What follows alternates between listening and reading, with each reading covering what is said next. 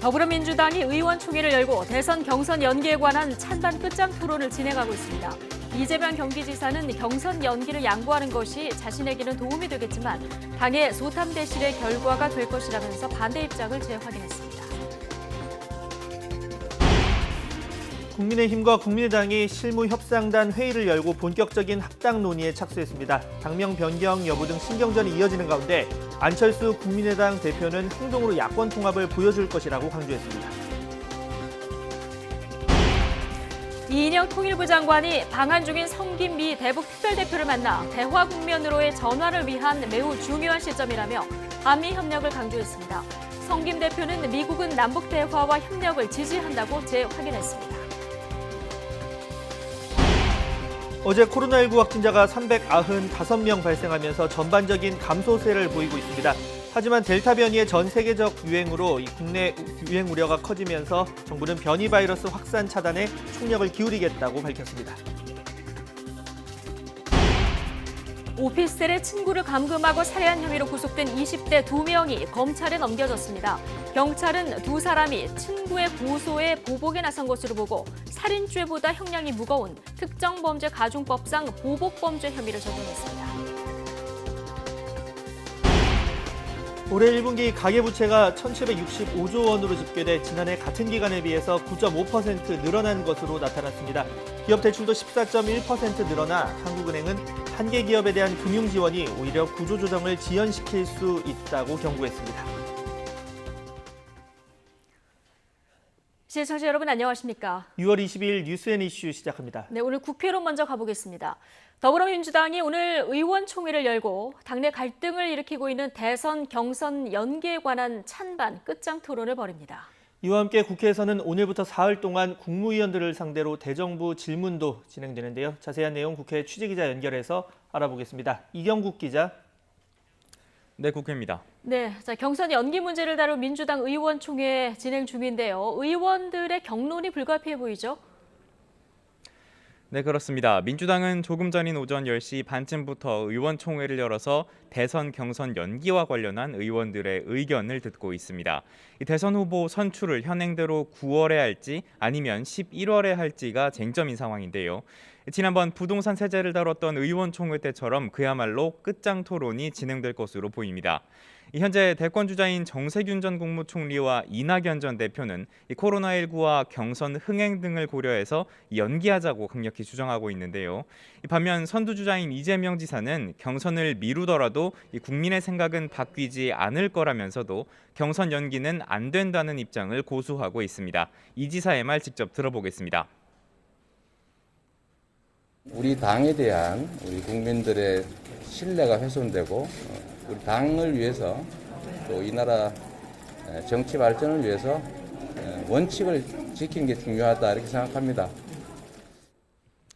네, 이에 따라 의원총회에서는 이재명계 대 반이재명계 구도의 개파 간 정면 충돌이 불가피해 보입니다. 이 경선을 미루기 위해서는 당내 최고 의결 기구인 당무위원회의 의결이 필요한데요. 당무위 개최 여부를 결정할 수 있는 송영길 대표는 일단 현행 유지 쪽에 무게를 싣고 있습니다. 당 지도부는 오늘 총회를 통해 의견을 수렴한 뒤 회의를 열어서 경선 일정을 논의할 예정인데요. 어떤 결론이 나오든 거센 반발이 예상이 되는 만큼 당내 균열이 가속화될 거라는 분석과 함께 대선 흥행에도 악영향을 주는 거 아니냐는 우려가 나오고 있습니다. 이와 별개로 오늘 의원총회에서는 부동산 의혹이 불거진 비례대표 윤미향, 양이원영 의원에 대한 출당 조치가 의결이 됐습니다. 네, 야권 소식도 알아보겠습니다. 국민의힘과 국민의당이 합당을 위한 본격적인 논의에 들어갔다고요? 네, 그렇습니다. 양당은 오늘 오전 9시 반부터 1시간 20분가량 합당을 위한 첫 실무 협상을 진행했습니다. 국민의힘에서는 성일종 의원과 오신환, 이재영 전 의원이 나섰고 국민의당은 권은희 원내대표와 김윤 서울시당 위원장 그리고 김근태 부대변인을 투입했습니다. 이 협상단은 당대당 통합이라는 대원칙과 매주 화요일 정례회의 개최 방침에 합의를 했습니다. 다만 실무적인 문제를 두고 이견은 여전한 상황입니다. 특히 당명을 어떻게 할지가 화두로 떠올랐는데요. 국민의당 권은희 원내대표는 원칙 있는 합당을 가장 잘 구현하는 것은 새로운 당명이라고 강조했지만 이준석 대표는 식당이 잘 되기 시작하니 간판을 내리라는 것이냐고 반박한 데 이어서 오늘도 협상의 여지가 있는 부분이 아니라고 명확히 선을 그었습니다. 국민의당이 당 지역위원장을 독자적으로 임명한 점도 향후 걸림돌로 작용할 가능성이 있습니다. 네, 오늘부터 국회 대정부 질문도 시작되는데요. 어떤 내용이 쟁점이 될까요? 네, 말씀하신 것처럼 오늘부터 사흘간 국회에서 대정부 질문이 진행됩니다. 오늘은 오후 2시부터 국무위원들을 상대로 이 정치, 외교, 통일, 안보 분야 질의가 예정이 돼 있는데요. 지난달 취임한 김부겸 국무총리가 처음 출석하고 여야 의원 11명이 첫날 질의에 나섭니다. 오늘 민주당은 한미 정상회담과 G7 정상회담 등에서의 외교 성과와 함께 이 백신 확보 및 접종 성과를 강조할 전망입니다. 반면 국민의힘은 문재인 정부 들어 국민 분열이 심화됐다는 점을 집중적으로 부각한다는 방침입니다. 또 탈원전, 소득주도 성장 등 정부 정책에 대한 비판과 함께 민주당이 손실보상법에서 소급 적용 조항을 뺀 데 대한 비판도 예고했습니다. 이와 함께 검찰개혁을 두고도 여야의 거센 공방이 예상되는데요. 민주당은 검찰의 수사 기소권 완전 분리 필요성을 강조할 예정이지만 국민의힘은 법무부의 검찰 인사에 대한 공정성 문제를 지적할 것으로 보입니다. 이와 함께 공군 부사관 성추행 사망 사건의 책임 소재 추궁도 있을 것으로 예상됩니다. 내일은 경제 분야, 모레는 교육, 사회 분야 대정부 질문이 이어지는데요. 재난지원금 지급을 위한 추경과 부동산 일자리 문제 등이 도마 위에 오를 것으로 전망됩니다. 지금까지 국회에서 전해드렸습니다. 문재인 대통령이 국무회의에서 해외 순방 성과를 공유하며 대한민국의 달라진 위상과 국격을 다시 한번 확인했다고 강조했습니다. 그러면서 이런 발전이 국민 모두의 실질적인 삶의 수준 향상으로 이어질 수 있도록 노력해달라고 당부했습니다. 직접 들어보시죠. G7 정상회의에서 확인됐다시피 주요 선진국 정상들은 방역에서도 경제에서도 기후변화 등 글로벌 현안에서도 우리나라가 이룬 성과에 대해 한결같이 높이 평가했습니다. 다자 정상회의든 양자 정상회담에서든 우리의 위상이 눈에 띄게 높아졌다는 것을 느낄 수 있었습니다. 대한민국은 다른 선진국들과 함께 중요한 국제 현안을 논의하고 해결하는 핵심적 역할을 하게 될 것입니다. 정부는 우리의 국가적 발전을 외교와 경제 협력에 적극 활용하면서 국민 모두의 실질적인 삶의 수준 향상으로 이어질 수 있도록 전력을 다해 주길 바랍니다. 어제 하루 국내 코로나19 신규 확진자 수가 이틀 연속 300명대를 기록했습니다. 국민의 30% 가까이가 백신 1차 접종을 마쳤지만 전 세계적으로 변이 바이러스가 꾸준히 퍼지는 점은 걱정되는 부분인데요. 취재기자 연결해서 자세한 내용 들어보겠습니다. 김종균 기자. 네, 사회부입니다. 예, 어제 하루도 신규 확진자 300명대를 기록했다고요? 네, 그렇습니다. 오늘 0시 기준 신규 확진자는 395명입니다. 전날보다 38명 늘어 이틀째 300명대를 기록했습니다. 감염 경로는 국내 발생이 351명이고 해외 유입은 44명입니다. 특히 해외 유입 확진자는 사흘 연속 40명대입니다. 지역별로 보면 서울 126명, 경기 92명, 인천 15명 등 수도권만 233명을 기록했습니다. 비수도권에서는 충청권에서 확진자가 다수 발생했습니다. 대전이 30명으로 가장 많고 충북 16명, 충남 11명 등입니다. 코로나19 관련 사망자는 2명 늘었고 위중증 환자는 2명 줄어 총 135명입니다. 백신 접종률은 30%에 육박하고 있습니다. 어제 1차 백신 접종자는 2만여 명으로 누적 1,503만여 명이 됐습니다. 전체 인구의 29.3%가 1차 접종을 마쳤습니다. 2차 접종자는 어제 11만 6천여 명이 늘어 누적 416만여 명입니다. 다만 문제는 변이 바이러스입니다. 특히 인도에서 유래한 델타 변이가 전 세계적으로 유행하면서 국내 확산 우려도 커지고 있습니다. 권덕철 보건복지부 장관은 오늘 아침 중대본 회의에서 주요 변이 바이러스가 발생할 경우 합동 대응팀 운영과 인근 지역 공동 대응을 통해 확산 차단에 총력을 기울이겠다고 밝혔습니다. 지금까지 사회부에서 YTN 김종길입니다. 방역당국이 3분기 접종을 앞두고 지금 2차 접종에 주력하고 있습니다. 이런 가운데 이번 달 아스트라제네카 백신 부족 사태로 접종을 받지 못한 어르신들에 대한 사전 예약은 내일부터 시작되는데요. 백신 접종 이뤄지는 현장 나가 있는 취재기자 연결해 보겠습니다. 김예린 기자. 네, 서울 양천구 예방접종센터에 나와 있습니다. 네, 방역 당국이 당분간은 2차 접종에 주력할 계획이라고요? 네, 그렇습니다. 오늘 이곳에서는 아침 8시 반부터 백신 접종이 이뤄졌습니다. 지금은 점심시간을 앞두고 다소 한산한 분위기인데요. 벌써 이곳에서는 예약 인원 가운데 절반 정도가 직원 안내에 따라 일사불란하게 백신 접종을 마쳤습니다. 오늘 이곳에서 백신을 맞기로 한 이들은 모두 1,026명입니다. 이들 가운데 930명은 모두 2차 접종을 받는 75살 이상 어르신들로 전체 예약 인원의 90%에 달합니다. 앞으로 이곳에서는 다음 달 2일까지 75살 이상 어르신 9천여 명의 2차 접종이 이뤄질 예정입니다. 이곳과 마찬가지로 전국 예방접종센터 등에서는 대부분 2차 접종 위주로 백신 접종이 이뤄지고 있는데요.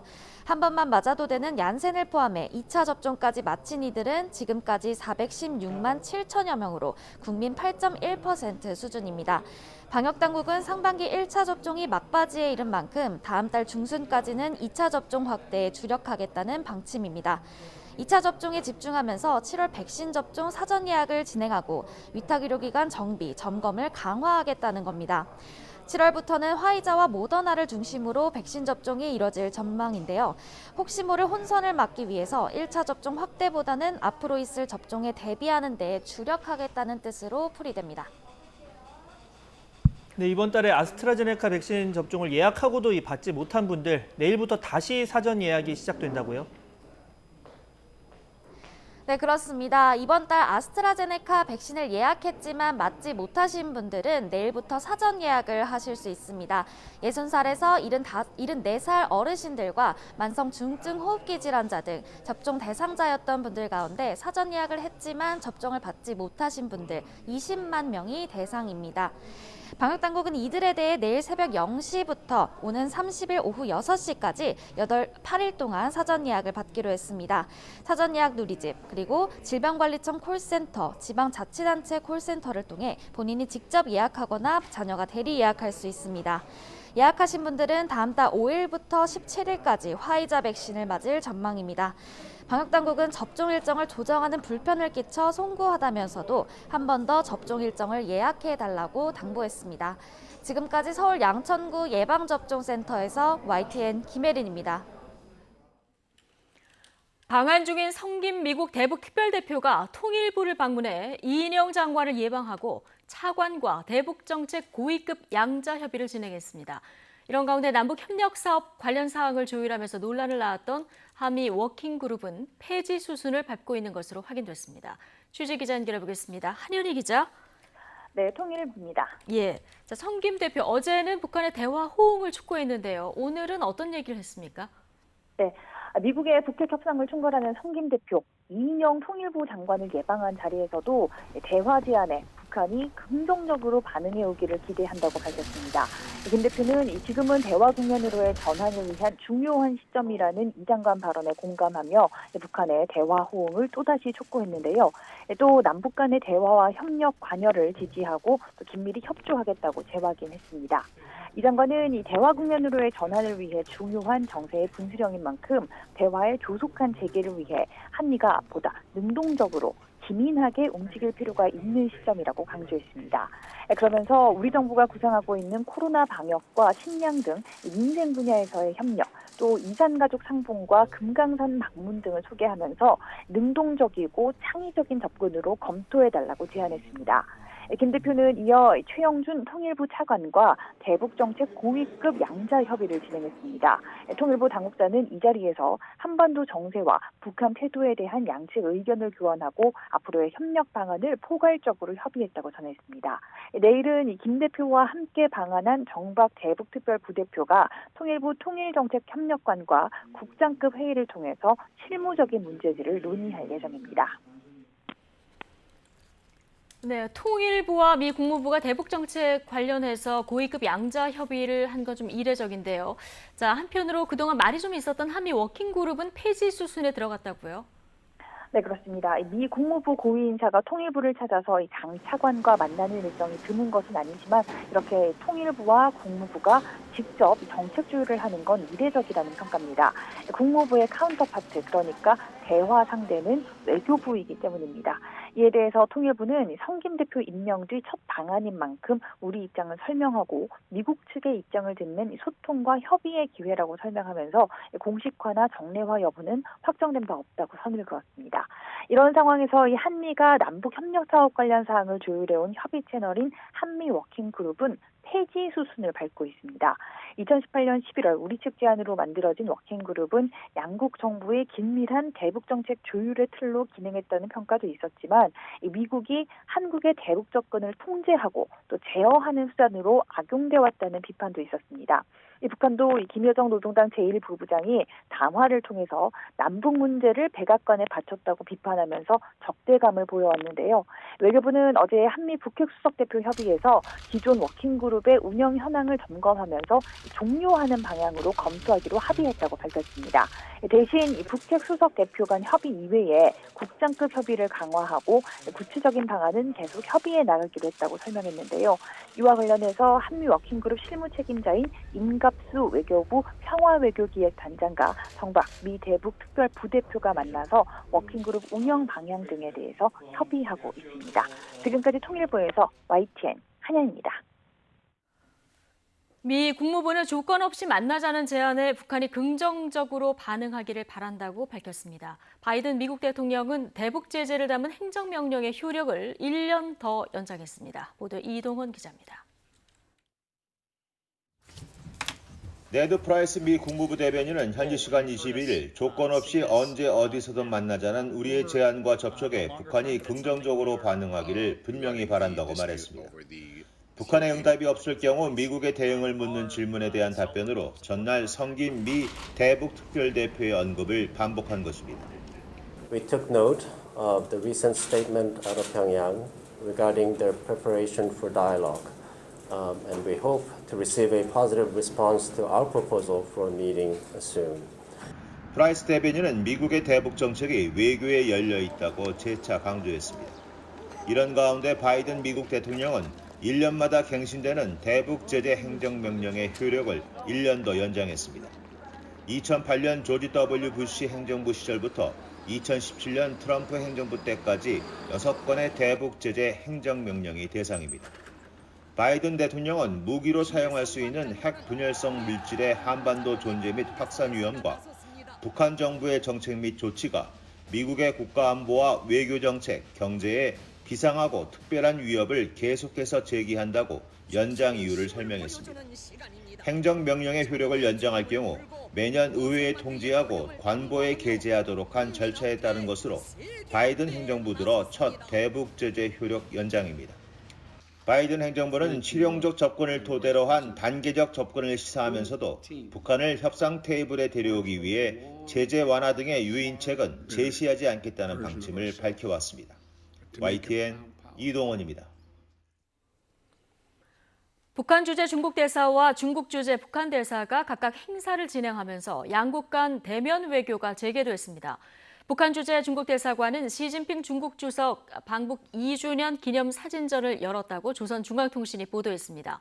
리진쥔 중국 대사는 북중 친선 관계를 새로운 단계에 올려 지역의 평화에 기여하겠다고 말했으며 전시회에는 북한 노동당 국제부장, 외무성 부상 등 고위 간부들이 참석했습니다.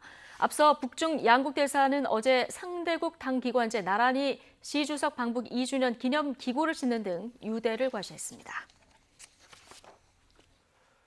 올해 1분기 말 기준 국내 각 가구의 채무 합인 가계부채가 1,765조 원에 달했습니다. 역대 가장 많은 수치인데요. 이와 함께 기업 대출도 약 1,402조 원으로 집계됐습니다. 취재기자 연결해서 자세한 내용 들어보겠습니다. 박병한 기자. 네, 경제부입니다. 네, 이 소득으로 대출이자 감당하기 힘든 가정, 또 기업 관련 당국 우려도 커지고 있는데 오늘 발표 내용 들어볼까요?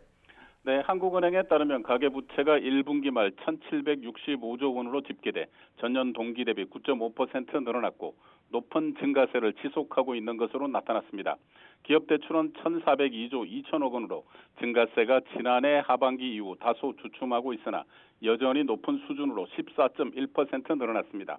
가계 신용을 명목 GDP로 나눈 비율이 104.7%로 전년 동기 대비 9.1%포인트 상승했고 기업 신용을 명목 GDP로 나눈 비율도 111.6%로 6.8%포인트 상승했습니다.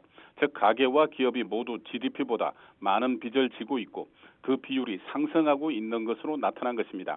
한국은행은 가계 신용이 주택 관련 자금 수요 등으로 높은 증가세가 지속되었다고 하면서 가계의 소득 여건 개선이 지연되면서 채무 상환 부담이 커질 것으로 전망했습니다. 또 코로나19 등으로 인해 이자도 감당하지 못하는 한계 기업이 늘었지만 이들에 대한 금융 지원이 길어지면 오히려 구조조정을 지연시킬 수 있다고 밝혔습니다. 지난해 기준 이자 상환 능력 취약 기업은 전체 분석 대상 기업 2,520개 가운데 39.7%에 달했습니다. 한국은행은 지난해 코로나19 이후 0.5%로 대폭 낮아진 기준금리를 향후 질서 있게 정상화할 필요성이 있다고 밝혀 기준금리 인상을 저울질하고 있음을 시사했습니다. 지금까지 경제부에서 전해드렸습니다.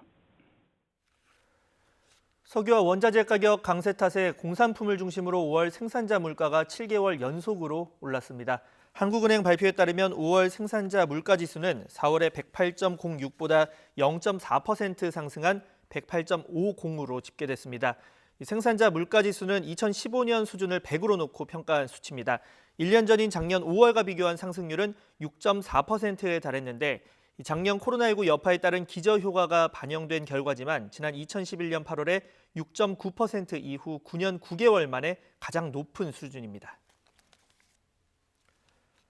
서울 연남동의 한 오피스텔에서 친구를 감금하고 살해한 혐의로 구속된 20대 2명이 검찰로 넘겨졌습니다. 이 혐의를 인정하는지 또 살인의 고의성은 있었는지 묻는 취재진에게 별다른 답변을 하지 않았는데요. 취재기자 연결해서 자세한 내용 들어보겠습니다. 이준엽 기자.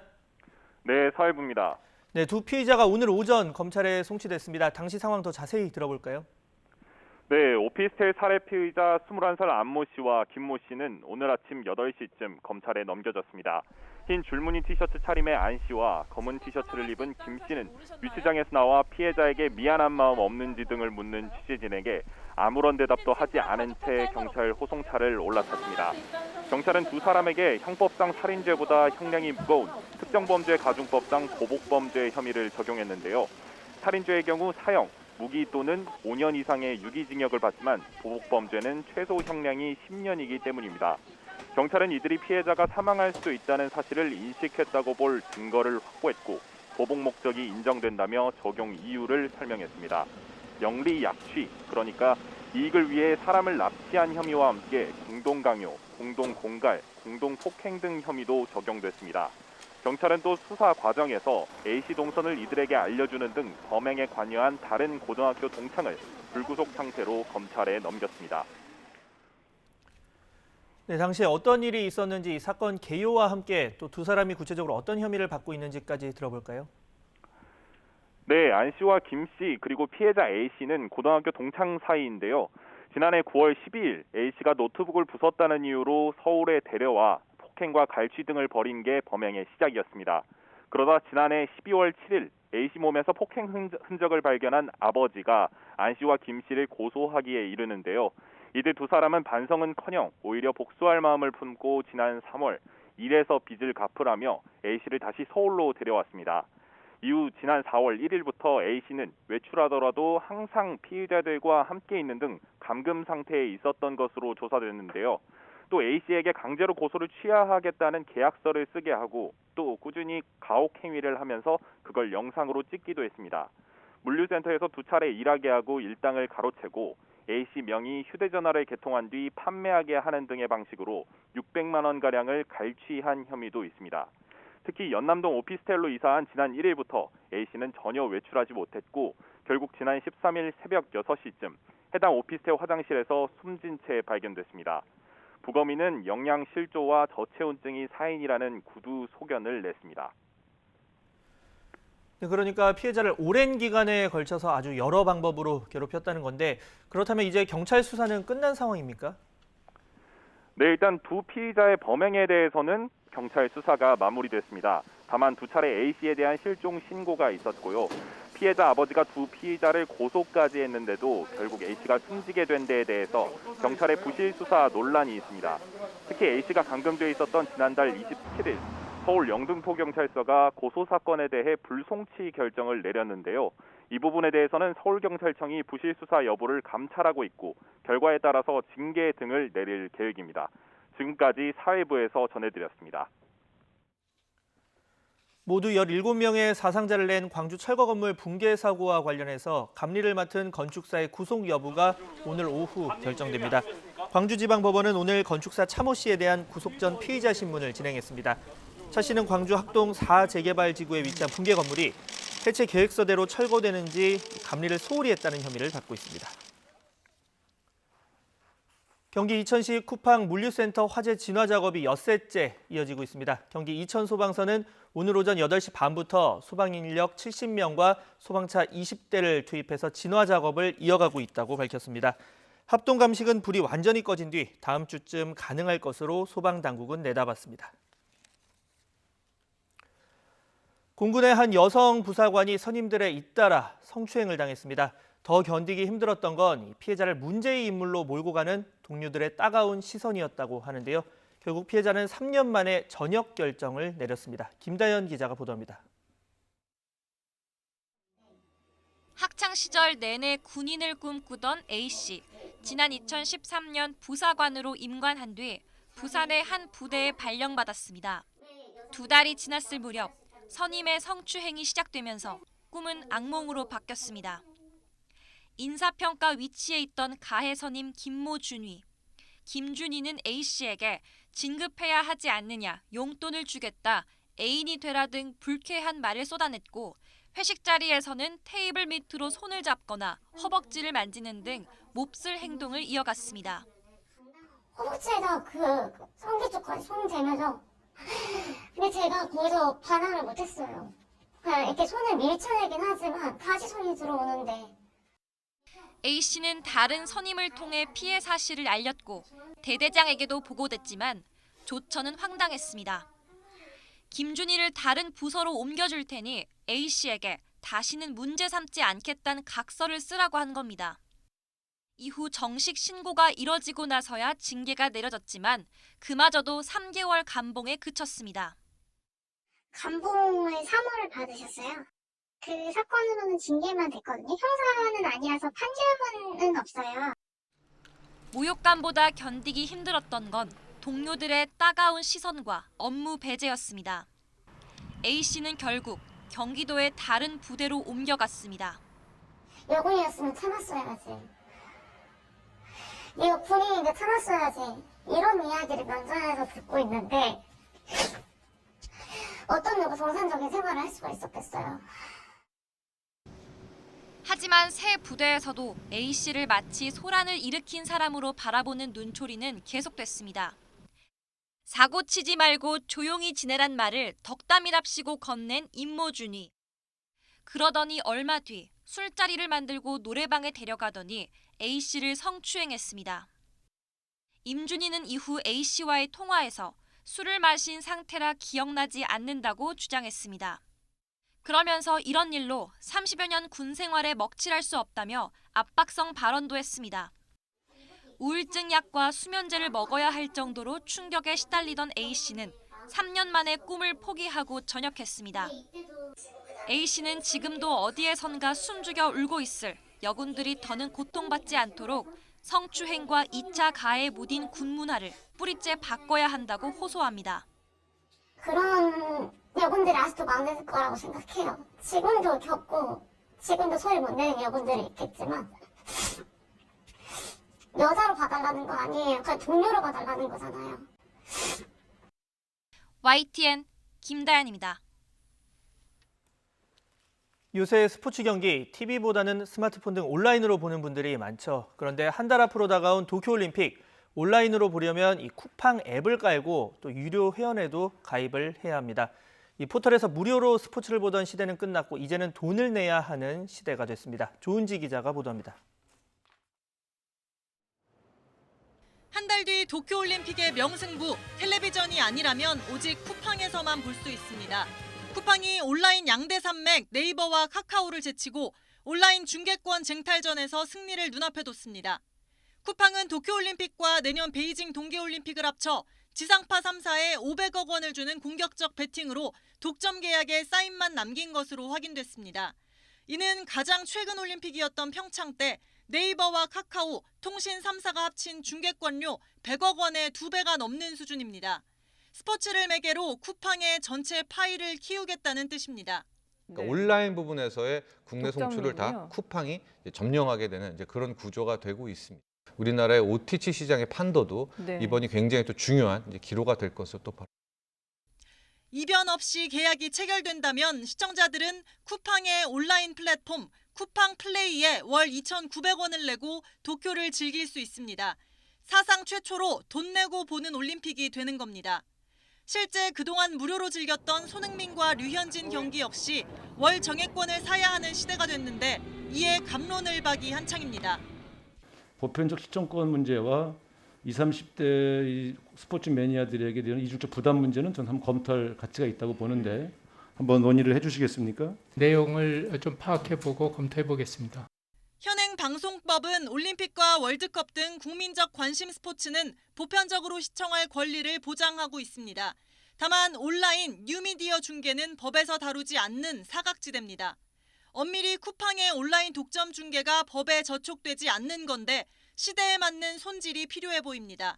실제 프로야구의 경우 지난해 기준 TV로는 경기당 평균 25만 명이 봤는데 포털로는 2배인 50만 명이 보는 등 온라인이 대세입니다. 이제 온라인 뉴미디어에도 보편적 시청권 개념 도입이 시급하고 동시에 바뀐 패러다임에 맞는 적정한 가격과 중계의 품질 등도 눈높이를 마련해야 한다는 지적이 나옵니다. YTN 조은지입니다.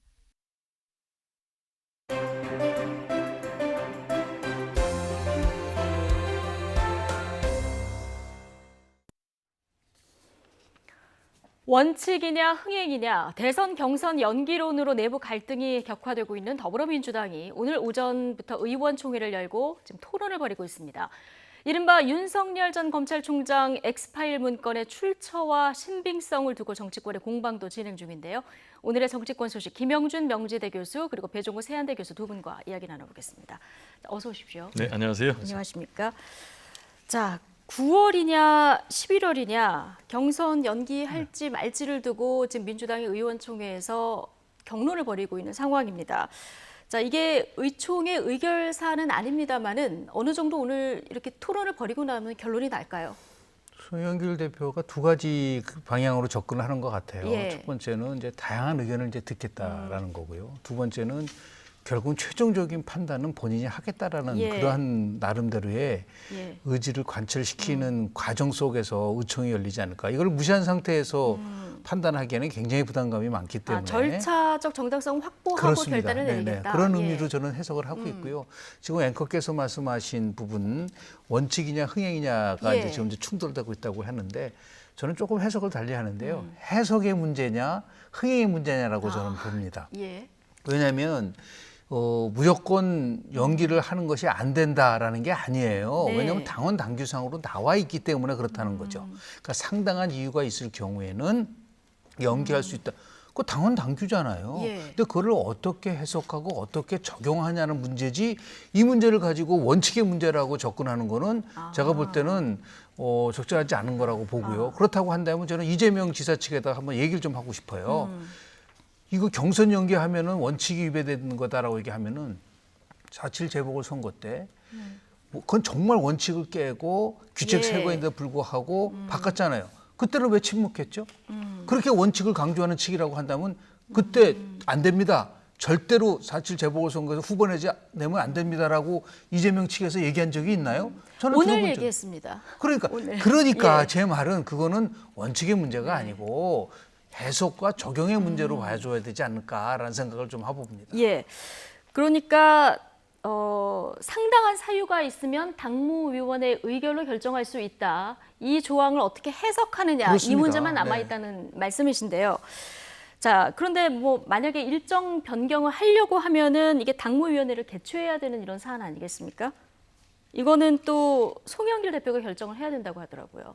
자, 어떻게 보십니까? 지금 이제 이 문제는 오늘 의총에서 뭐 경론이 지금 벌어지고 예. 이미 있겠죠. 근데 결론이 나지 않을 것으로 보입니다. 결국 이제 송영길 대표가 정치력을 잘 발휘해서 이 예. 문제를 슬기롭게 극복하는 것밖에 없는데요. 지금 이제 송영길 대표 같은 경우는 오늘 의총에서 표결로 결정할 사항이 아님에도 불구하고 의총 소집 요구를 들어준 것은 이 문제를 만약에 어느 한쪽의 손을 들어줄 경우에는 계속해서 이게 당내 분란으로 이어지고 엄청난 이제 대선의 준비 부족으로 이어지고 더 나아가서 이제 대선 실패로까지 이어지기 때문에 모든 주자들 그리고 또 모든 계파들의 의견을 수렴하는 그런 절차로 보이고요. 그럼 이제 앞으로 송영길 대표는 본인이 결단해서 애정대로 가겠다라고 이제 할 수도 있고 또는 이제 당무위원회에 회부할 수도 있는데 어느 쪽으로 가도 제가 볼 때는 문제가 될 수밖에 없어요. 만약 이제 본인이 어떻게 결론이 나도 그렇습니다. 예. 만약 이제 본인이 당무위원회를 소집을 안 할 경우에는 당무위원 제적 3분의 1 이상의 요구로 또 당무위원회를 열 수가 있거든요. 예. 이렇게 되면 이제 송영길 대표의 리더십 자체가 엄청난 문제에 봉착하기 때문에 지금 이제 민주당에서 이 문제를 해결할 수 있는 선택지는 3가지밖에 없습니다. 네. 첫째는 지금처럼 계속해서 싸울 것이냐, 예. 아니면 이제 송영길 대표 입장에서는 한 2주 정도 연기해 주는 것. 왜냐하면 이제 이미 경선 준비가 상당히 차질을 빚었기 때문에 경선 일정을 어느 정도 조정하는 건 이제 불가피하거든요. 근데 이거를 결론을 2주 뒤로 미루면 지금 예정된 일정대로 하는 건 사실상 좀 불가능하지 않을까요? 네, 제가 이제 그 말씀인데 예. 지금 이제 당초에 180일 이전에 당헌 예. 당규에서 후보를 확정하도록 돼 있지 않습니까? 근데 이걸 이제 역산을 하면은 6월 21일부터 후보 등록을 받았어야 되는 거예요. 근데 지금 이미 경선 준비 부족으로 못했단 말이에요. 예. 그래서 이제 송영길 대표가 생각하는 것은 내심 언론 보도에 따르면 한 보름 정도, 뭐 그 정도 안팎으로 연기해서 양쪽의 의견을 봉합하는 그런 수준인데 이거는 이제 제가 볼 때는 어느 쪽도 수용하지는 않을 것 같고요. 그럼 이제 남은 선택은 이재명 지사 또는 뭐 이낙연 그리고 정세균 이런 9명의 주자들 그리고 각 캠프가 모두 다 참여해서 난상 토론을 하든지 그런 과정을 거쳐서 대승적으로 하나의 결론을 내린 것밖에 없다. 예. 그러면 이제 어떤 선택이 있겠느냐? 결국 이제 이재명 지사가 현재 1위인데 본인이 통 큰 결단을 내려서 어느 정도 좀 한 달이면 한 달, 2달이면 2달 그 정도 좀 연기해서 하나로 힘을 결집하는 것이 가장 민주당으로부터는 좋은 선택이 아닌가 이런 생각이 좀 듭니다. 그러니까 지금 보름이 지난다고 해도 어느 한쪽이 양보할 것 같지는 않은 이런 상황인데 자, 현재 지지율 선두를 달리고 있는 이재명 지사 지금 경선 연기에 좀 반대하는 입장입니다만 이낙연, 정세균 전 총리의 경우는 경선을 연기해야 한다 이런 입장입니다. 찬반이 뭐 팽팽하게 맞붙고 있는데요. 관련된 목소리 같이 듣고 오시겠습니다. 코로나 사태도 그렇고 상대가 어떻게 하느냐와 보조를 맞추는 것도 매우 중요하거든요. 이 연기하는 것이 바람직하겠다고 하는 것이 저의 생각입니다.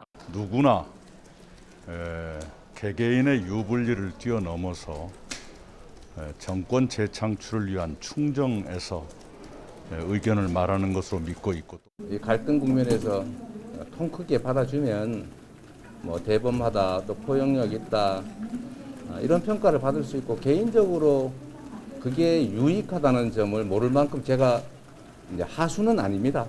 뭐 그 정도는 충분히 할 수 있는데 문제는 우리 당에 대한 우리 국민들의 신뢰가 훼손되고 결국은 소탐대실의 결과가 되기 때문에 제가 사실은 뭐 전술적으로는 손실일 수 있지만 우리 당을 위해서 또 이 나라 정치 발전을 위해서 원칙을 지키는 게 중요하다 이렇게 생각합니다.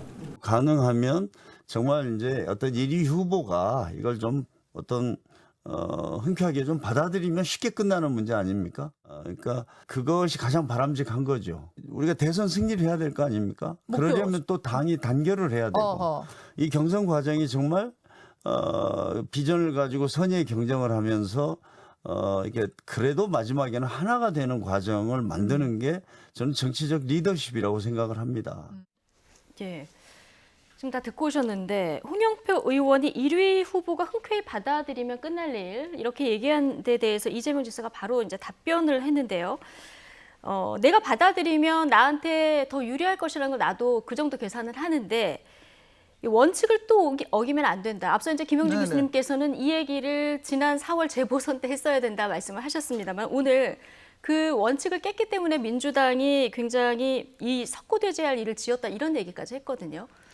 저는 좀 그 부분에 대해서는 예. 또 다른 문제 제기를 하는데요. 4.7 재보궐선거 때에 귀책 사유가 있는 경우에는 공천하지 않는다라는 거는요. 네. 그거야말로 그건 정말 원칙을 깬 거예요. 근데 이거는 원칙을 깬 게 아니잖아요. 이거는 당원 단계 당원 단계 해석의 있어요. 문제다. 당원 만약에 당무위원회 의결로 상당한 이유가 있을 때에 연기할 수 있다라는 이 규정이 없는 경우에 이걸 바꾼다고 한다면 그거는 이재명 지사가 얘기한 게 맞아요. 원칙을 지켜야 된다는 거는 맞는데 당원 당규에 있는 걸 가지고서 지금 논쟁을 하는데 그걸 원칙을 지켜야 된다는 것에 대해서 예. 얘기를 한다는 것은 설득력이 굉장히 약하다고 보고요. 또 하나는 당에 대한 신뢰가 훼손된다. 이게 왜 당에 대한 신뢰가 훼손되는 건가요? 당이 이러한 과정을 통해서 뭔가 나름대로 의미 있는 결과를 도출하는 것이 국민들이 봤을 때 이 문제가 때문에 만약에 연기하면은 나는 이제 민주당을 지지하지 않을 거야. 그런 사람이 과연 몇 명이나 될까요? 예. 그래서 저는 홍영표 의원의 말이 저는 100% 동의하는 게 이거는 제가 누차 방송을 통해서 얘기를 했지만 이거는 원칙의 문제가 아니라 정치의 문제다. 예. 정치 문제를 통해서 또 정치 발전을 위해서라고 한다고 얘기를 하고 있는데요. 정치 발전을 위해서라도 필요하다면 당이 분열되고 나름대로 쪼개지는 모습보다는 하나로 되는 모습을 보여준다고 한다면 그게 더욱더 한국 정당 정치 발전을 위해서 필요한 부분이 아닐까라는 생각.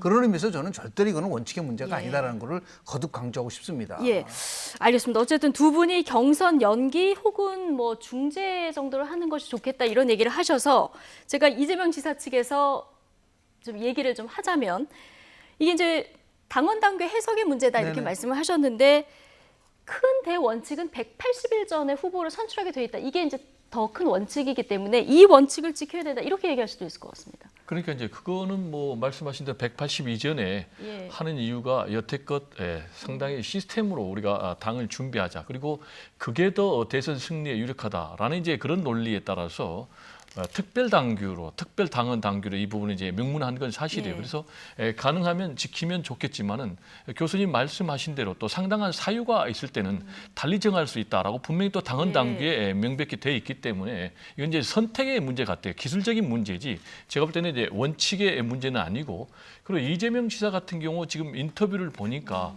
내용을 보면은 전체적으로 경선 연기 불가를 얘기하고 있지만은 연기를 통쾌하게 받아줄 가능성도 제가 볼 때는 행간에 담겨 있다. 네. 본인의 쭉 얘기를 들어보니까 첫 번째로는 경선 연기에도 대선 판세가 바뀌지 않을 것이다. 그 이유는 뭐 2달 연기한다고 해서 국민들의 선택이 바뀌지 않을 것이니까 내가 선택될 것이다. 라는 얘기 하나 있고요. 그리고 두 번째로는 본인이 그렇게 하면은 자기에게 유리하다. 왜냐하면 통큰 지도자의 모습을 보이니까. 그런데 세 번째로는 무슨 문제 제기됐냐면 그런 이제 당의 신뢰 문제다라는 얘기를 했거든요. 그렇지만은 교수님도 말씀하셨지만은 결국은 이렇게 통 큰 지도자의 모습을 보여가지고 만약에 민주당의 대선 경선이 화합의 축제장으로 가면은 오히려 당의 신뢰도가 높아질 수도 있기 때문에 이런 메시지를 내놓은 것 자체가 앞으로 이재명 지사가 통큰 선택을 할 가능성으로 좀 상당히 시사한 것 아니냐. 그런데 이재명 지사 입장에서도 결국 이제 경선 승리가 목적이 아니고 대선 승리가 목적 아니겠습니까? 그렇다면은 특히 이번 대선 같은 경우는 보수 대 진보, 진보 대 보수가 1대1로 총 결집해서 선거를 칠 가능성이 높거든요. 그럼 이제 51대 49, 결국 이제 100만 표 안팎의 승부가 될 텐데 그렇다면은 중도층의 표를 당연히 잡아와야 되겠지만은 자기 진영의 표를 결집해야 되는데 특히 이제 이재명 지사 같은 경우는 친문들로부터 비토 그런 이제 분위기가 굉장히 강하기 때문에 이 세를 끌어안지 않고는 본인이 대선에 승리하기 어렵다라는 생각을 내심 하고 있을 거예요. 예. 그래서 제가 볼 때는 적절한 시점에서 통큰 선택을 할 가능성이 높지 않나 이렇게 전망을 해봅니다. 예, 지금 말씀하신 건 속보가 한 가지 들어와서 잠깐만 전해드리고 가겠습니다. 자, 김여전 조선노동당 중앙위원회 부부장의 담화, 조선중앙통신이 보도한 내용인데요. 자, 미국 백악관 국가안보보좌관이 북한의 당 중앙위원회 전원회의 내용에 대해서 흥미있는 신호로 간주하고 있다는 발언 보도가 나왔었는데요. 이 발언에 대해서 이거 잘못된 기대다. 자, 조선 속담에 꼼보다 해몽이라는 말이 있는데 미국은 아마도 스스로를 위안하는 쪽으로 해몽을 하고 있는 것 같다. 스스로 잘못 가진 기대는 자신들을 더 큰 실망에 빠뜨리게 될 것이다. 라는 김여정 부부장의 담화가 전해졌다는 속보 전해드렸습니다. 자세한 소식은 저희가 이 대담 뒤에 또 정리해서 전해드리겠습니다. 자, 민주당 경선 연기 얘기를 하고 있었는데요. 일단 원래 예정대로라면은 7월 초에 국민 50%, 당원 50% 이렇게 해서 본선 진출자 6명을 이제 컷오프 해야 되는데, 자, 이게 일정대로 갈 수 있을지 이게 관심이 하나 있고요. 그다음 약간 중재안을 아까 말씀하셔서 오늘 얘기를 많이 하고 9월, 11월 사이에 어떤 10월 정도로 어떤 결론이 날 가능성, 이럴 가능성은 전혀 없을까요? 그 뭐 얼마든지 그런 뭐 정치적인 예. 일정 조정은 지금은 이제 연기하느냐 하지 않느냐는 문제고, 다만 시기를 얘기를 할 때 누가 받아라도 납득할 수 있는 일단 연기를 하는데 상대측이 요구하는, 제가 이제 국회법을 보면요, 국회에서 국회의장이 직권상정하지 못하게 돼 있습니다. 그 예. 대원칙이에요. 직권상정 옛날에 막 했거든요. 그런데 예외 규정을 두잖아요. 어떨 때 직권상정이 가능하냐면 천재지변이라든지요. 아니면 여야가 합의를 할 경우는 직권상정이 가능하다는 부분이, 그렇다고 한다면 직권상정만은 절대로 안 되는 거죠. 만약에 이재명식 쪽으로 해석을 한다면. 그래서 해석의 문제에 대한 얘기를 잠깐만 말씀을 좀 드리는 이유는 뭐냐면, 그리고 본인이 얘기했잖아요. 연기해도 국민 생각은 안 바뀐다고 한다면 2002년도 11월 10일 날 당시 노무현 전 대통령이 정몽준 후보가 얘기한 대선 후보를 뽑을 때 여론조사 방식으로 해서 뽑자라는 거를 전격적으로 받아들입니다. 그 받아들이면서 한 말이 굉장히 회자가 됐었는데요. 내가 대통령이 되는 게 뭐가 중요하느냐라는 얘기를 했었어요. 예. 그러면서 후보 단일화를 하겠다. 똑같습니다. 정말 만약에 그렇게 평소에 존경하다고 한다면 내가 민주당 후보가 되는 게 뭐가 중요하느냐. 당이 화합이 되는 게 중요한 거죠. 어떠한 상황이라도 당이 같이 함께 할 수 있는 일이라면 일정에 구애받지 않겠다. 이렇게 접근하는 것이 이재명 지사한테는 훨씬 정치적인 실득이 많은 거기 때문에, 저는 뭐 이게 뭐 10월에 할 거냐 또 11월에 할 거냐 뭐 한 달, 이거보다는 합의가 지금 11월 달이라고 얘기한다. 왜냐하면 민주당 말고 상대방인 국민의힘도 지금 11월 달로 지금 후보를 뽑아야 되기 때문에 정당이라는 건 상대적인 거기 때문에, 그래서 만약에 연기를 한다고 한다면 한 11월 달 정도로 되지 않을까, 11월 초 정도로 하는 것이 과연 순리에 맞지 않을까라는 생각을 좀 하게 됩니다. 송영길 대표 기존에 나온 얘기대로라면 이제 원칙대로 이쪽에 무게를 싣고 있다 이렇게 전해지고 있는데, 아까 배종호 교수님 말씀 들어보면 당무위원회에서 3분의 1이 동의하면은 당무위원회를 열 수 있다는 거 아니겠습니까? 그렇습니다. 근데 당무위원회 상당수가 지금 연기 쪽에 또 찬성하는 분들이 많기 때문에 송영길 대표가 어떤 결론을 내릴지 이 부분 굉장히 이제 주목되고요. 내일까지는 상황을 지켜봐야 될 것 같습니다. 자, 다음 주제 넘어가겠습니다. 유력 대권주자의 엑스파일, 단어 자체가 주는 민감성 때문에 대선 레이스를 앞두고 정치권이 소용돌이에 빠져들었습니다. 어떤 내용을 받길래, 어떻게 입수했길래, 자, 여러 궁금증을 자아내고 있는데요. 관련 영상 보고 이야기 나눠보겠습니다. 실질적으로 정말 진출하신 걸로 해석해도 될까요? 그만하세요. 그만.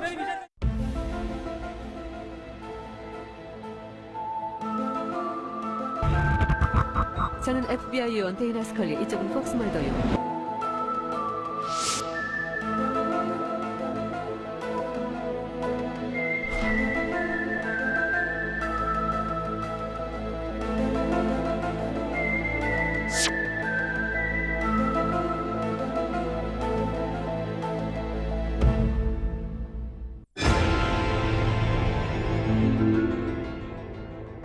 예를 들면 의혹이 총 한 20가지가 된단 말입니다. 계속 해명하다가는 날 셀 것 같다라는 생각이 들었고요.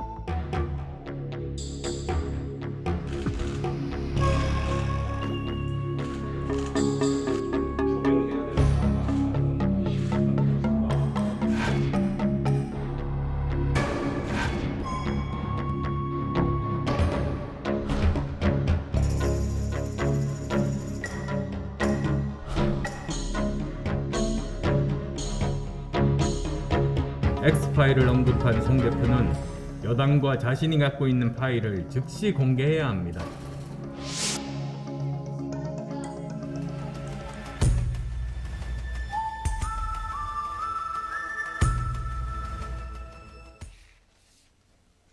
예. 자, 지금 뭐 윤석열 X파일을 입수했는데 방어가 어렵겠다고 판단했다. 자, 이렇게 판단했다는 보수 평론가의 글이 파장이 지금 일파만파 번지고 있습니다. 배종호 교수님, 네. 장성철 소장이 왜 이런 글을 올렸다고 보십니까? 그건 이제 본인이 제일 잘 알겠지만은 지금까지 쭉 메시지 또 행보를 보면은 결국은 윤석열 죽이기에 본인이 나선 것 아닌가 이렇게밖에 해석이 안 돼요. 왜냐하면 본인은 윤석열 전 총장을 대통령 만들기 위하는 그런 마음 때문에 했다라고 하지만은 사실상 내용을 보면은 윤석열 전 총장에 대해서 상당히 치명타가 아니겠습니까? 이게 상당히 문제가 있는 게 뭐냐면은 구체적인 그런 엑스파일의 내용은 공개하지도 않고 본인이 결론을 내려봤지 않습니까?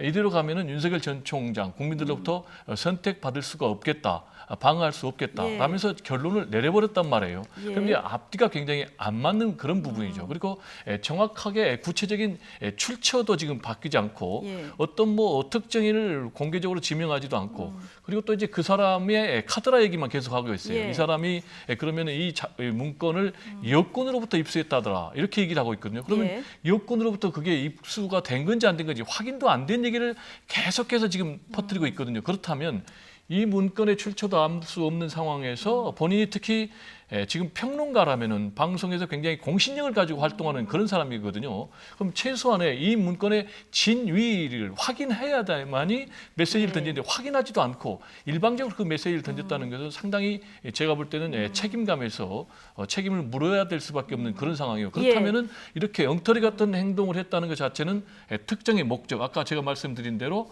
윤석열 전 총장 죽이기다. 그러면 이제 이거는 여권의 공작이 아니고 야권의 공작이다. 어떤 공작이냐? 야권의 대선 주자 경선에서 윤석열 전 총장을 낙마시키기 위한 그런 선택이 아닌가 그렇게 해석이 됩니다. 야권의 큰 틀의 야권 후보들을 옹립하는 과정에서의 이런 어떤 의도가 있지 않을까? 자, 이렇게 저는 그렇게 얘기를 봅니다. 해주셨는데 어쨌든 평론가로서 어떤 진위를 확인하지 않고 판단을 이렇게 올려버린 것은 굉장히 적절하지 않다. 이렇게 보시는 건데요. 자, 장성철 소장은 공개 의도가 있다 이런 지적에 대해서 일개 평론가의 SNS가 이렇게 파장을 일으킬 거라고 생각 못했다 이렇게 얘기를 하고 있습니다. 자, 어쨌든 자, 문건의 출처가 어디고 이거 누가 작성했고 신빙성은 있는 문건일까 이미 여야 공방은 시작됐고요. 국민의힘 내부에서는 장성철 평론가를 향해서 내부 총질 비판도 이어졌습니다. 자, 엑스파일 하나로 복잡하게 얽힌 정치권 목소리 듣고 오시겠습니다. 아니, 사실은 그 저한테 전해준 분이 어쨌든 여권 쪽에서 만들어진 것을 저한테 전달해 줬다라고 했어요. 저는 이것도 제 의심과 추측이에요. 어떠한 기관의 힘이 좀 개입되지 않았을까라는 생각도 듭니다. 김재원하고는 일요일 날 통화를 했어요. 그래가지고 그 파일을 자기 달래요. 그래서 당신 뭐 지도 보니까 내가 주겠다. 그랬더니 뭐 그거 내가 갖고 있으면 또 여러 가지 오해도 받고 되게 이상한 일이 벌어질 것 같으니까 주지 마세요. 저한테 또 그러더라고요. 그래 놓고 이제 월요일 회의 가서는 뭐 공개해라 뭐 이런 얘기를 하는 거 보니까 참 좀 황당한 부분이 있다라고 말씀드립니다. 뒤집어 씌우기 일종의 전략인데요. 본인들이 사실은 본인 진영의 즉 야권 진영의 유력 주자이면 그런 내용이 있다면은 진실 여부를 확인하면 될 문제지 않습니까? 출처 여부가 중요한 게 아니라 진실 여부가 중요한 겁니다. 근데 마치 출처가 우리다라고 해서 진실 여부를 호도하려고 하는 거라고 저는 생각합니다. 내용이 우리가 뭐 소위 찌라시라고 얘기하는 것들 있잖아요. 그런 것들 수준이에요, 보면. 그리고 제가 본 내용들을 보면 대부분 장모나 배우자 아내에 관한 내용들입니다. 그리고 시기적으로도 보면 이제 윤 총장과는 관련이 없는 윤 총장과 관계가 되기 이전의 뭐 얘기들 이더군요. 네, 자 장성철 소장이 얘기한 문건은 크게 보면은 4월에 작성된 문건 10페이지짜리가 하나 있고요. 6월에 작성된 이거는 뭐 윤 총장 장모 이거 세 챕터로 나눠서 어떤 의혹, 공격 지점까지 다 있는 6월 문건이 하나 있다는 겁니다. 근데 오늘 지금 인터뷰를 굉장히 활발히 하고 계신데 오늘 한 인터뷰에서 이런 얘기를 했어요. 자, 이 4월에 만들어진 특히 이 문건의 경우 어떤 곳에 어떤 부서에서 만들었다는 구체적인 얘기를 들었다는 거예요. 그리고 이 문건은 여권 쪽으로부터 받았다고 하면서 자기가 받아들었다 이렇게 얘기를 하고 있는데 자, 김용준 교수님 보시기에 신빙성 어떻게 보십니까? 이 문건에? 뭐 실제로 본인이 확인도 하지 않은 상황을 저렇게 언론에 나와서 얘기를 한다는 것 자체가 일단은 좀 이해하기 좀 어렵고요. 그리고 우리 언론이 굉장히 대선 전국에서는 신중을 좀 할 필요가 있는데요. 우리는 이제 대선이 가까이 왔구나라는 생각이 좀 들어요. 저는 대한민국 대선에서 나오면 항상 파일에 대한 문제, 의혹에 대한 문제, 가장 대표적인 게 2002년도 대선에 있었던 3대 의혹 사건이 있었어요. 김대호 병역 의혹 사건이 있었죠. 그리고 한인홍 여사가 이해창 총재 부인 한인홍 여사가 기안건설로부터 10억을 받았다라고 하는 의혹이 제기가 됐었고 마지막에는 최규선 씨가 20만 달러를 윤여준 전 장관한테 줬다라는 부분이 있었습니다. 이 세 가지 사건이 전부 다 거짓으로 판명이 났어요. 그 중에서도 이 설원 의원 같은 경우는 20만 달러 설에 대해서 얘기를 하고 나서 실형을 선고받았는데 지금 문제가 뭐냐면 대선 전국에서 이런 식으로 해서 의혹 제기가 되고 나면은 나중에 선고가 끝나고 나면 그냥 흐지부지해지는 거예요. 실형도 그렇게 많지 받지는 않아요. 이러다 보니까 보이지 않는 나름대로의 자기의 개인적인 뭐 관심을 끌기 위해서 그런 건지는 모르겠지만 분명한 것은 한쪽 손에는 윤석열에 대한 타격을 주고 다른 한 손에는 여권에 타격을 주기 위한 그런 의도로밖에 보이지를 않아요. 더 중요한 거는 여권에서 만들었다라는 게 제 추측이다라는 거를 어떻게 방송에 대고 이건 엄청난 얘기이지 않습니까? 여권이 이걸 만들었다는 것에 대한 것을 추측에 불과한 것을 얘기를 하고 그것을 버젓이 나와서 얘기를 했다고 한다는 거는요.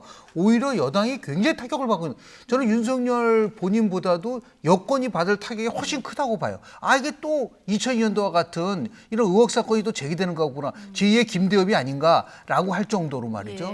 이런 면에서 봤을 때 이거는 굉장히 고약한 걸 넘어서서 지금이라도 어떻게 누가 무엇을 만들었는지에 대해서 이거는 분명하게 밝혀질 필요가 있지 않을까라는 생각이 좀 들고요. 그런 의미에서 신중에 신중을 기할 필요가 있다라는 생각을 좀 합니다. 의혹은 뭐 철저히 검증을 해야겠습니다만은 지금 이 문건의 진위 여부를 확인할 수 없는 상황에서 대뜸 평가부터 올린 거. 이 부분은 적절하지 않다. 뭐 두 분 모두 이 부분에 동의를 하시는 것 같은데 국민의힘 내부에서는 이게 내부 총질이다 이런 비판도 나오고 있는 상황이고요.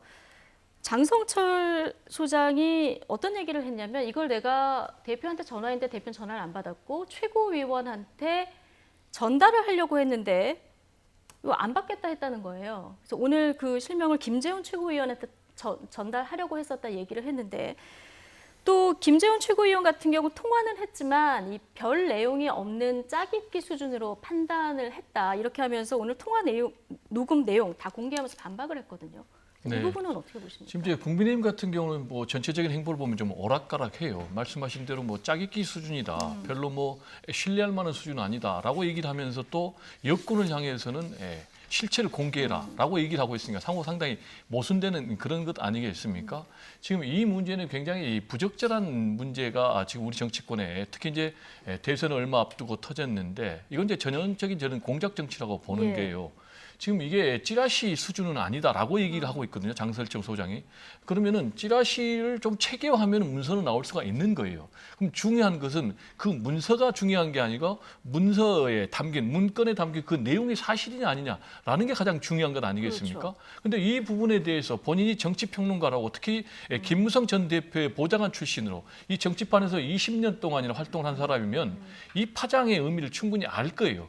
그럼에도 불구하고 이걸 이렇게 불쑥 폭로했다는 것 자체는 굉장히 불순한 정치적인 의도. 뭐 교수님께서 말씀하셨지만은 윤석열 겨냥 플러스 여권을 겨냥한 그런 것까지도 다 계산에 둔 것 같고요. 저는 이제 또 안타까운 부분은 이것과 관련해서 왜 이렇게 언론에서 이용을 당해 주느냐. 제가 볼 땐 좀 이용을 당해 준다고 표현한 게 본인들이 충분히 검증할 수도 있지만은 선정적인 보도하려고 이용을 당해 주는 거예요. 이런 것도 굉장히 제가 볼 때는 부적절하고요. 따라서 이런 행동에 대해서는 법적으로 책임을 물을 수 있다면은 확실히 법적으로 책임을 물어야 되고 그리고 방송계에서 저는 개인적으로 퇴출시켜야 된다라는 얘기를 하고 싶고요. 또 하나 윤석열 전 총장 측에 대해서도 굉장히 이해할 수 없는 게 이 부분에 대해서 전혀 반응하지 않아요. 비판도 하지 않고 반박도 하지 않고 특히 본인이 이제 검사 출신이면은 만약에 이게 잘못됐다면 당연히 법적 조치를 해야 되는데 그런 부분도 안 하고 있기 때문에 결국은 윤석열 파일은 이런 상태로 지금 윤석열 총장 측에서 행동을 하면은 결국은 기정사실화 돼가지고 더욱더 정치권에서 이 문제가 눈덩이처럼 커갈 가능성이 높다. 이렇게 전망이 됩니다. 예. 대권 주자 1, 2위를 다투는 그 주자의 행보이기 때문에 언론에서도 관심을 안 가질 수도 없는 이런 상황인데요. 자, 윤 전 총장 측은 지금 공식적인 대응은 피하겠다 이런 입장입니다. 문건이 공개도 안 되고, 자, 이거를 공개되지도 않은 상황에서 해명할 수도 없고, 자, 어떻게 하는 게 맞습니까? 지금 두 가지 원칙을 지키고 있는 것 같아요. 예. 하나는 뭐냐면 본인이 정치 선언을 하지도 않았는데 이 문제와 관련돼서 접근하는 것 자체가 부적절하다고 보고요. 예. 저는 그래서 이거를 오히려 기회로 삼을 가능성이 굉장히 크다고 봐요. 예를 들어서 6월 말이나 7월 초에 정치 선언을 할 때 이러한 정의와 상식에 어긋나는 행동에 대해서 자기가 반드시 뭔 것을 새로 세우겠다라고 하는 것이 나의 정치 인문이다라고 하는 그 과정 속에서 자연스럽게 이 문제와 관련된 자신과 관련된 문제를 언급하지 않을까라는 생각이 좀 들고요. 그리고 이제 검찰 출신이니까 잘 알잖아요.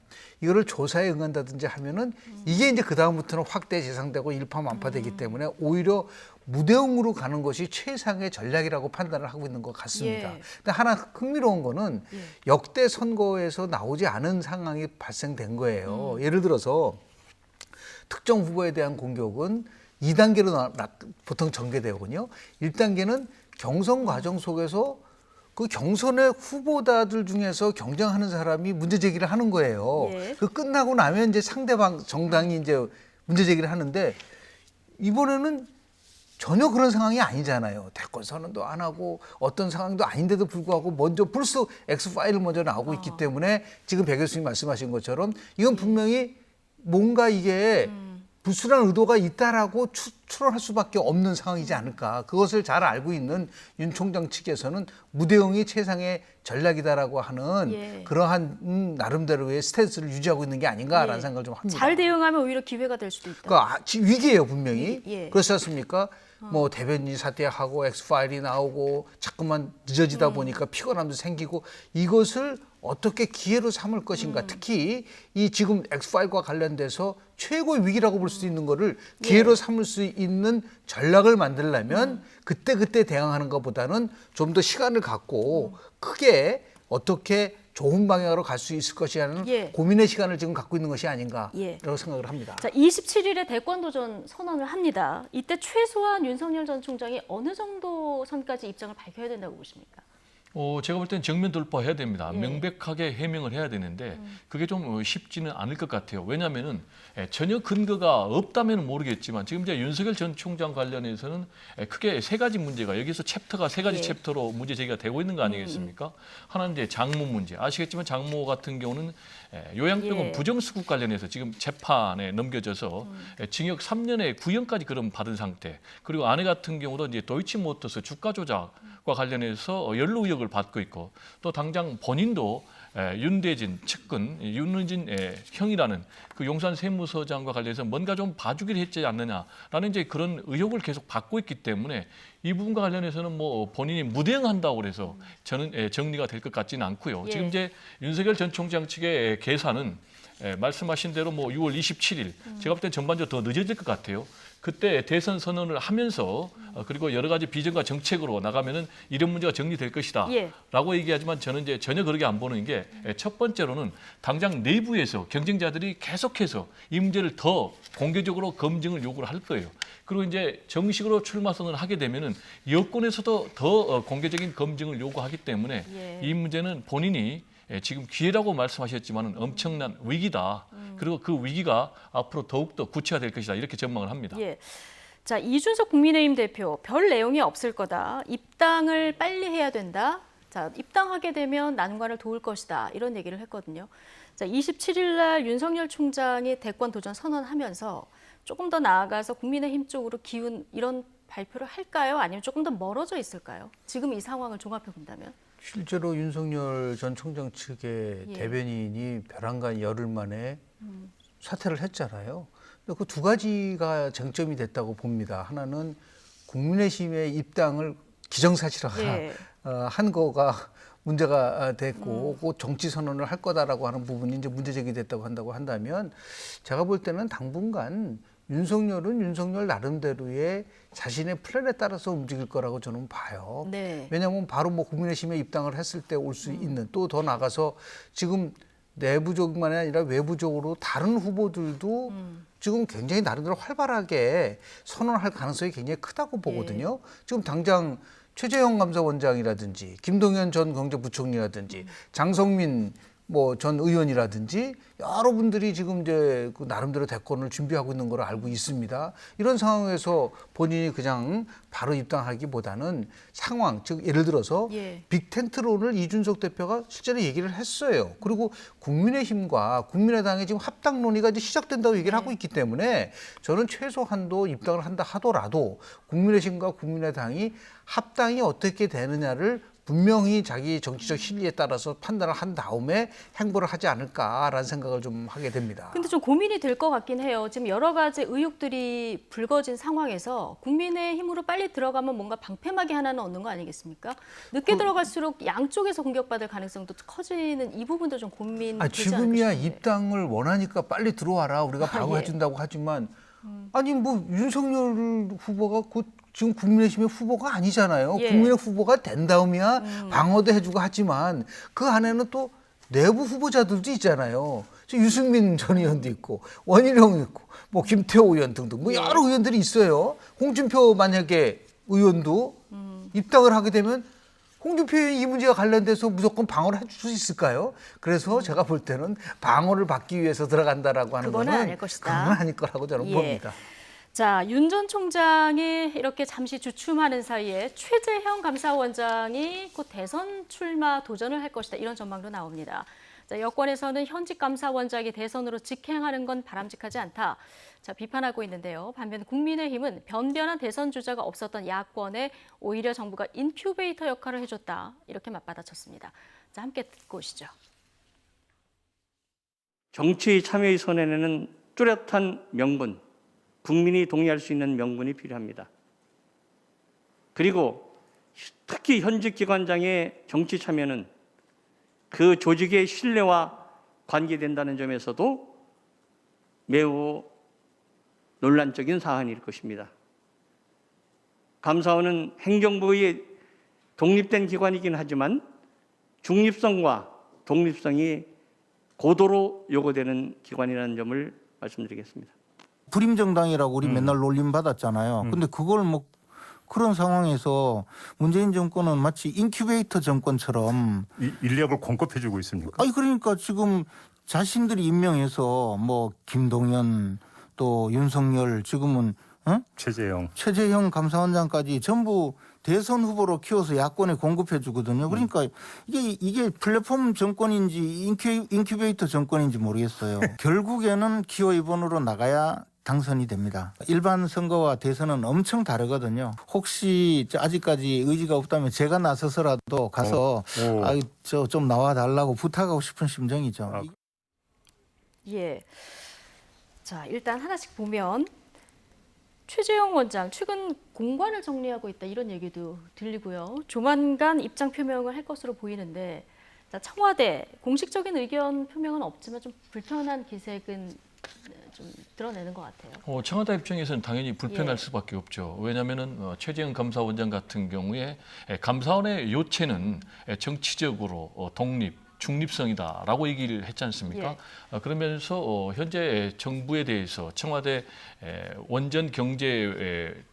원전의 경제성 조작과 관련해서도 대대적인 감사를 해가지고 청와대와 대립각을 세웠지 않습니까? 그리고 이제 김호수 현 검찰총장과 관련해서도 청와대에서 감사위원으로 요청을 했지만은 아까 말씀하신 감사원의 정치적 중립성, 독립성을 명분으로 거절했단 말이에요.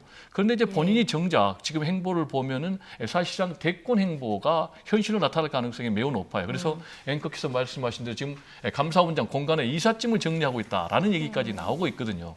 그러면은 윤석열 전 총장의 총장의 임기가 2년으로 보장돼 있지 않습니까? 예. 그럼에도 불구하고 중도에 하차하고 지금 대선 행보를 하고 있고 네. 아시겠지만 이제 감사원장 같은 경우도 정치적 중립성, 독립성을 보장하기 위해서 헌법에서 4년 임기가 보장이 돼 있습니다. 그럼에도 불구하고 본인이 또 출사표를 던진다. 예. 그리고 또 뭐 김동연 전 경제부총리 같은 경우도 야권의 후보로 거론이 되는 이런 상황. 그래서 말씀하신 대로 지금 야권에서는 여권이 인큐베이터 아니냐라는 이제 예. 비난에 지금 직면하기 때문에 굉장히 불편할 수밖에 없죠. 그럼에도 불구하고 그런 부분들이 제가 볼 때는 뭐 감사원장 문제라든지 전 검찰총장 문제라든지 이분들의 대권 도전을 정당화해 주지는 않는다. 예. 이분들의 가장 바람직한 선택은 무엇인가라는 제가 생각을 좀 개인적으로 해봤는데 어떠한 외부의 압력에도 불구하고 본인이 검찰총장이면 검찰총장으로서 끝까지 직을 지키면서 투쟁하는 것이 맞다. 그리고 감사원장이면 감사원장 직무를 철저하게 준수하면서 그 길을 가는 것이 본인을 위해서도 또 조직을 위해서도 나라를 위해서도 가장 바람직한 길이 아닌가. 그런데 안타깝게도 지금은 정반대의 사건이 벌어지니까 국민의 한 사람으로서 굉장히 좀 안타깝게 생각을 합니다. 예. 자, 사정기관회장이 대선 후보로 직행하는 것이 적절하냐 여기에 대한 비판이 나오고 있고요. 또 한쪽에서는 지금 윤석열, 김동연, 최재형 지금 야권의 대권 후보로 거론되는 세 분이 모두 현 정부에서 발탁한 그런 공직자 아니겠습니까? 김재원 최고위원이 조금 전에 야권 후보의 인큐베이터 역할을 해주고 있다 이렇게 비꼬았는데요. 자, 이 부분에 대한 의견은 어떠십니까? 원래대로 하면은 그분들은 여권으로 나온다 하더라도 여권으로 나와야 돼요. 여권으로 나와야 되는 게 우리가 기존의 문법과 맞는 것 같은데 그런 의미에서 지금 현 정부에 대한 여러 가지의 실정에 대한 문제를 비판하는 과정 속에서 예. 나왔다고 좀 보는데요. 결국은 뭐 최종적인 선택은 이제 국민이 하는 거고요. 명분에 대한 부분들을 뚜렷한 명분이 있어야 된다고 얘기하는데 각자 다른 나름대로 다 명분을 갖고 나오는 겁니다. 예. 그리고 더 나가서 권력기관장의 중립성과 독립성에 대해서 훼손된다라는 얘기 저는 전적으로 동의를 합니다. 그러면 독립기관의 정치적 중립성과 독립성이 훼손될 때 왜 여권은 가만히 있었죠?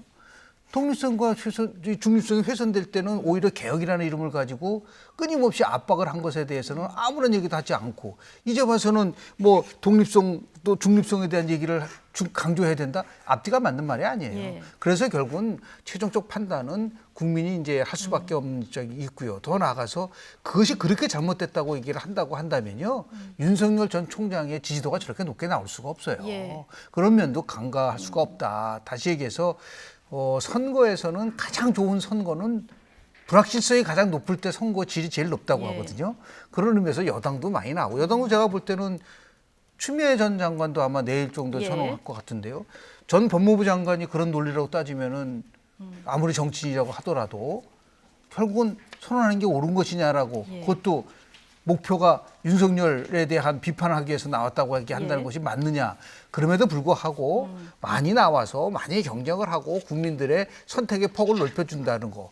그래서 여당에도 많이 나오고 야당도 많이 나온다고 한다면 오히려 선거의 질이 분명히 높아질 수 있다라는 말씀을 좀 드리고 싶습니다. 예. 자, 최재형 감사원장 나오려면은 2번으로 출마해야 당선된다. 김재원 최고위원이 이런 얘기도 했어요. 의지 없으면 나라도 부탁을 하겠다 이런 얘기를 했는데 자 그런데 아까 김영주 교수님 말씀하셨듯이 밖에 대권 주자들을 영입하는 것보다 선결 조건이 지금 국민의힘과 국민의당의 합당 문제인데요. 오늘 첫 실무 협상이 있었습니다. 근데 일단 당명을 바꿀지 안 바꿀지 여기에 대한 의견 차가 상당한 것 같아요. 제가 볼 때는 뭐 국민의힘과 국민의당의 이런 삿바 싸움은 상당히 시간을 계속해서 끌고 갈 수밖에 없다. 왜냐하면 양쪽의 세법이 전혀 다르잖아요. 예. 지금 말씀하신 대로 겉으로 드러난 문제는 당명 개정의 문제지만 속셈은 결국 지분 문제 아니겠습니까? 예. 그래서 지금 안철수 쪽에서는 신설합당을 요구를 하고 있지 않습니까? 그래서 신설합당하기 위해서는 당명을 개정해야 된다고 그러고 지금 이제 이준석 대표 같은 경우는 지금 우리가 잘 나가는데 왜 당명을 바꿔야 되느냐 라면서 거부하는 이유가 결국 이제 흡수통합하겠다는 얘기인데 예. 제가 볼 때 계속해서 이렇게 나가면은 갈등의 골이 깊어지면은 결국 이제 야권의 단일화가 상당히 어려워지면 대선 승리가 불투명해지기 때문에 제가 볼 때는 서로의 감정을 좀 다치는 일 없이 존중하면서 협상을 진행할 필요가 있는데 지금 안철수 현 대표 입장에서는 뭔가 확실한 지분을 보장해 주지 않으면은 윤석열과도 손을 잡을 수 있기 때문에 상당 부분 선택의 시간이 좀 길어지지 않을까 이렇게 생각이 됩니다. 지분을 보장 안 받으면 윤석열 전 총장과 손을 잡을 수 있다. 자, 그러면 만약에 국민의힘과 국민의당 합당이 잘 안 될 경우에 지금 말씀하신 것처럼 윤석열 전 총장 포함해서 지금 야권 후보로 거론되는 대선 주자들이 다 모여서 제3지대를 형성할 가능성 어떻게 저는 보십니까? 그건 불가능하다고 봅니다. 불가능하다. 네, 왜냐하면 제3지대 가지고 성공한 적은 예가 없고요. 누가 그런 얘기를 하더라고요. 왜 당면 가지고 싸워요? 국민의힘하고 국민의당. 국민의힘 당으로 하면 안 되나요? 그렇게 해서 국민의힘 당. 네, 국민의힘 당으로 하라고 해서 제가 웃은 적이 있는데요. 네. 저는 당명 문제가 아니라 두 가지가 더 중요할 거라고 봐요. 하나는 당원 당규상의 어떠한 원칙을 담을 거냐는 문제하고 두 번째는 대선 후보 경선 룰이 바뀔 가능성도 있는 거예요. 지금은 국민의힘 대선 후보 경선 가지고 가야 된다고 얘기를 하고 있지만 당사당 합당이 되면 새로운 룰을 만드는 게 정상적인 거 아닌가요? 그 문제 가지고 더 첨예하게 대립될 가능성도 분명히 남아있다라는 말씀을 좀 드리고 싶습니다. 예, 오늘 첫 실무 협상이니까요. 어떻게 진행되는지 좀 지켜보도록 하겠습니다. 김영주 명지대 교수 그리고 배종호 세한대 교수 두 분과 함께했습니다. 고맙습니다. 네, 감사합니다.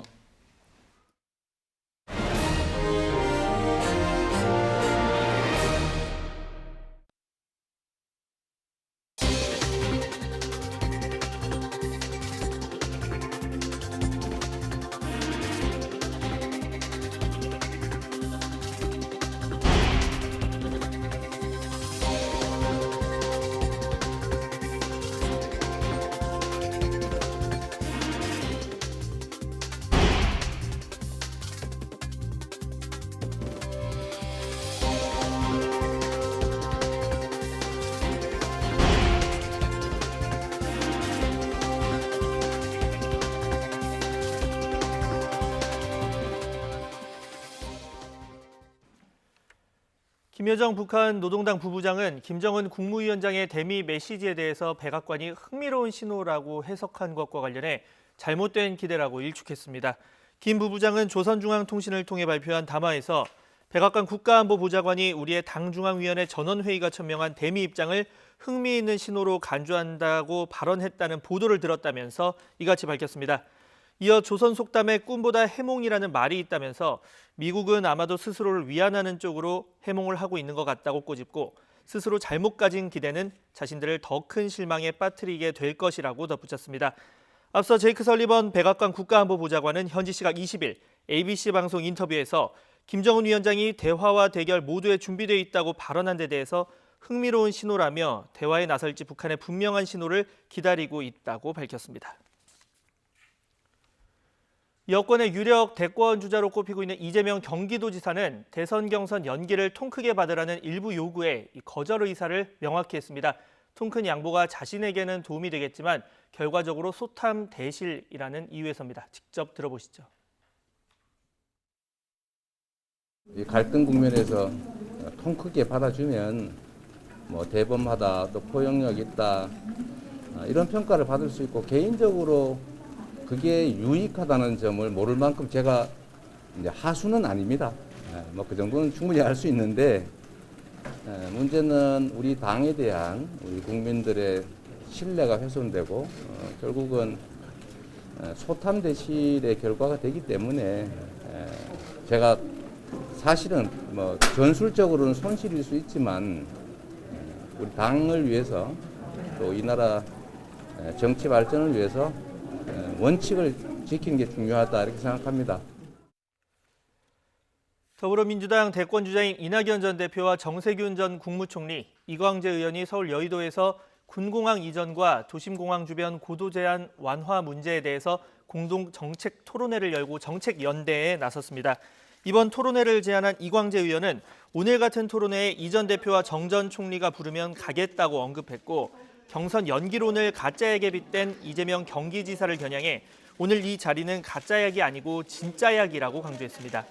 오늘 행사는 경선 연기 문제를 의제로 당 의원총회가 열리기 전 진행된 것인 만큼 경선 연기에 찬성하는 반 이재명 주자들이 공동전선을 꾸린 것이란 해석도 이어지고 있습니다. 이른바 윤석열 엑스파일과 관련해 국민의힘 이준석 대표는 오늘 기자들과 만나 열람을 하진 않았지만 내용이 부정확하거나 의미 없을 것으로 본다고 강조했습니다. 논란을 일으킨 장성철 공감과 논쟁 정책센터 소장으로부터 파일을 전달받은 것은 없고 수령한다고 해도 당원에 관한 게 아니라 살펴볼 조직이 딱히 없다고 설명했습니다. 김기현 원내대표는 오늘 최고위원 회의를 마친 뒤 울산시장 선거나 제2의 김대엽 사건과 같은 정치 공작의 냄새가 물씬 풍긴다고 의심했습니다.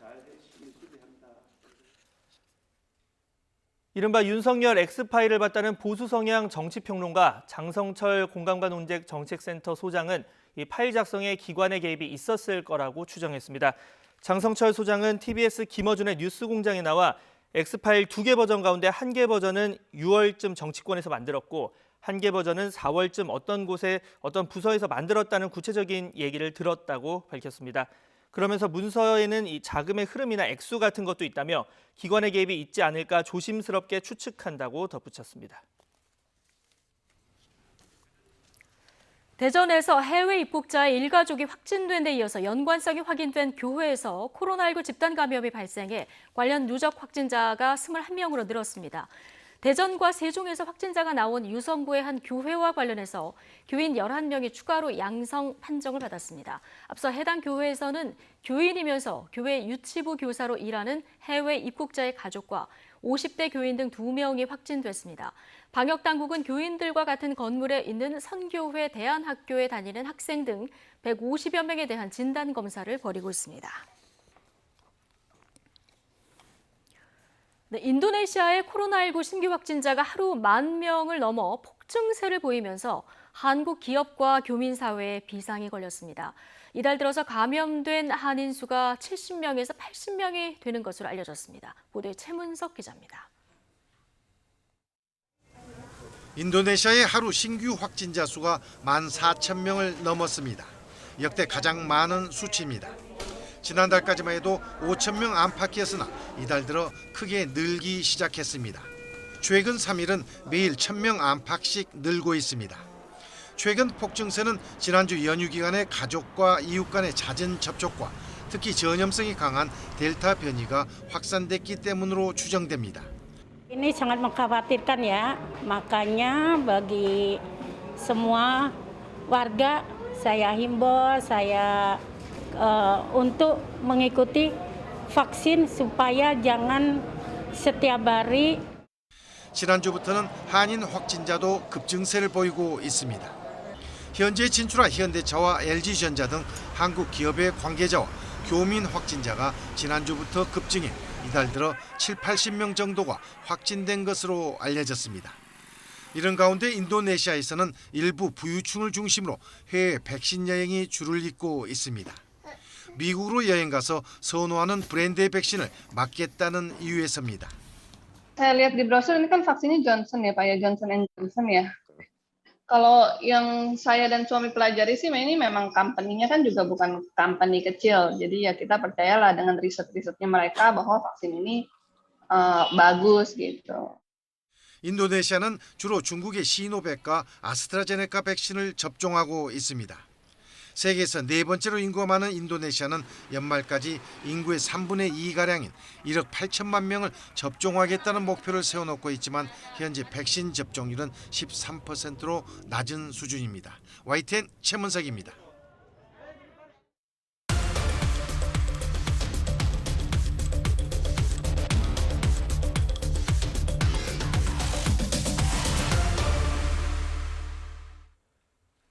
오늘 발표 기준 백신 1차 접종자는 1,504만 명에 이릅니다. 전 국민 대비 1차 접종률은 29.3%인데요.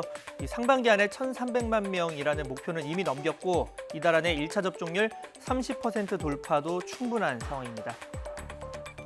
이 같은 목표 초과 달성에 기여한 요인 가운데 하나가 바로 자녀 백신 접종입니다. 이른바 접종 노쇼로 버려지는 백신을 최소화하려 지난달 27일부터 도입됐는데요. 당일 접종 취소자보다 예약 희망자가 더 많다 보니 경쟁도 치열합니다. 이 알람 기능에 의존하지 말고 자녀 백신 지도를 최대한 확대한 상태에서 업데이트를 수시로 눌러라. 또 오후 6시가 병원 마감이니까 보통 오후 4시쯤부터 조금씩 생긴다. 이런 예약 꿀팁까지 등장했을 정도입니다. 네, 그런데 누구는 이렇게 시간과 노력을 들여서 광클 하는 동안 이 매크로를 활용한 자녀 백신 성공담이 잇따라 나오면서 논란이 불거졌습니다. 이 매크로는 마우스나 키보드로 여러 과정을 거쳐야 할 동작을 자동, 반복적으로 실행하게 해주는 코드나 프로그램을 말하는데요. 유명 공연이나 주요 스포츠 경기 등의 티켓을 선점하는 데 활용해 왔습니다. 이를 이용한 이 암표 되팔기는 경찰의 주요 단속 대상이 되기도 했는데요. 실제 지금 온라인에서는 안 되던 자녀 백신 예약이 이 매크로 쓰고 바로 성공했다. 또 사용법을 공유해주겠다. 이런 글까지 올라온 상황입니다. 네, 그렇다면 이 매크로를 활용한 자녀 백신 예약, 처벌 가능성은 어떨까요?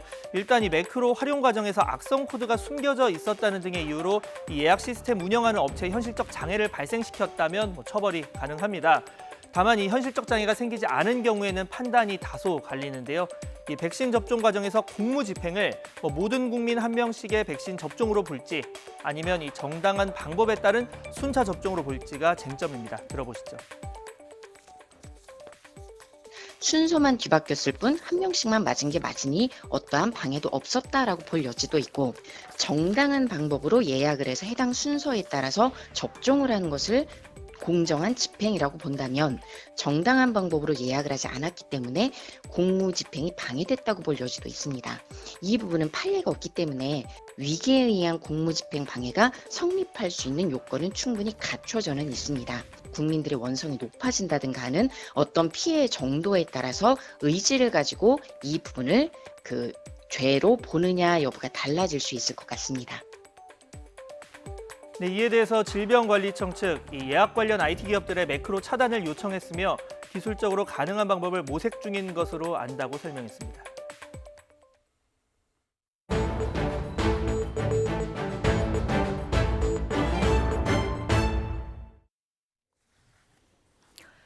네, 여성 공군 부사관이 선임들에게 잇따라 성추행을 당한 일이 또 있었습니다. 피해자는 오히려 가해자를 감싸고 돌면서 자신의 문제를 인물로 몰고 가는 동료들의 2차 가해가 더 고통스러웠다, 이렇게 얘기하는데요. 피해 군인은 결국 3년 만에 꿈을 포기하고 전역했습니다. 취재기자 연결해 보겠습니다. 자, 김다연 기자. 네, 사회부입니다. 자, 발령받은 첫 부대에서부터 성추행이 시작됐다고요? 네, 피해자 A씨는 지난 2013년 부사관으로 임관한 뒤 부산의 한 부대에 발령받았습니다. 추행이 시작된 건 그해 여름이었습니다. 가해 선임은 김모 준이로 진급 심사에 영향을 준 위치에 있다는 점을 이용해 A씨에게 접근했습니다. A씨에게 진급해야 하지 않느냐, 용돈을 주겠다, 애인이 되라 등 불쾌한 말을 쏟아냈고, 회식 자리 등에서 A씨의 중요 신체 부위를 만지려 하고 테이블 밑으로 억지로 손을 잡기도 했습니다. A씨는 끔찍한 순간을 모면하기 위해 연거푸 건배를 제안하며 손을 밀쳐낼 수밖에 없었다고 말합니다. 예쁘다 하면서 그 허벅지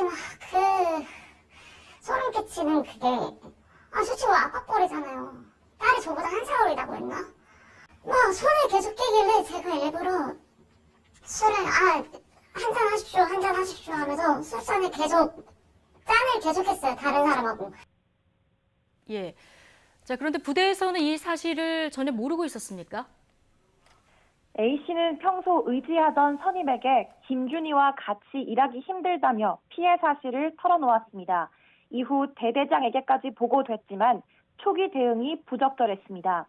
A씨에게 추후 재차 문제 삼지 않겠다는 내용의 각서를 쓰게 한 건데요. 마치 A씨의 입을 막으려는 듯한 각서에는 김준희를 다른 부서로 옮겨주고 정식으로 사과도 시키겠다는 내용이 담겨 있었습니다.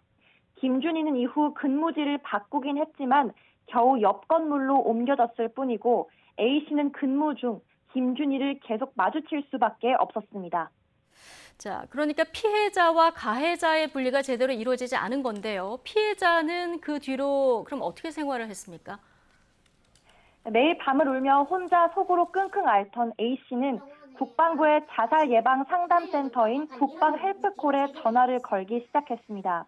여러 차례 A씨의 이야기를 들어주던 상담사가 심각성을 인지했고 이후 국방부에 신고가 들어간 것으로 알려졌는데요. 결국 김준희에게는 정식 징계가 내려졌지만 그마저도 감봉 3개월에 그쳤습니다. 이후 김준희는 아예 다른 부대로 전출됐지만 A씨는 추행만큼 견디기 힘들었던 건 2차 가해였다고 말합니다.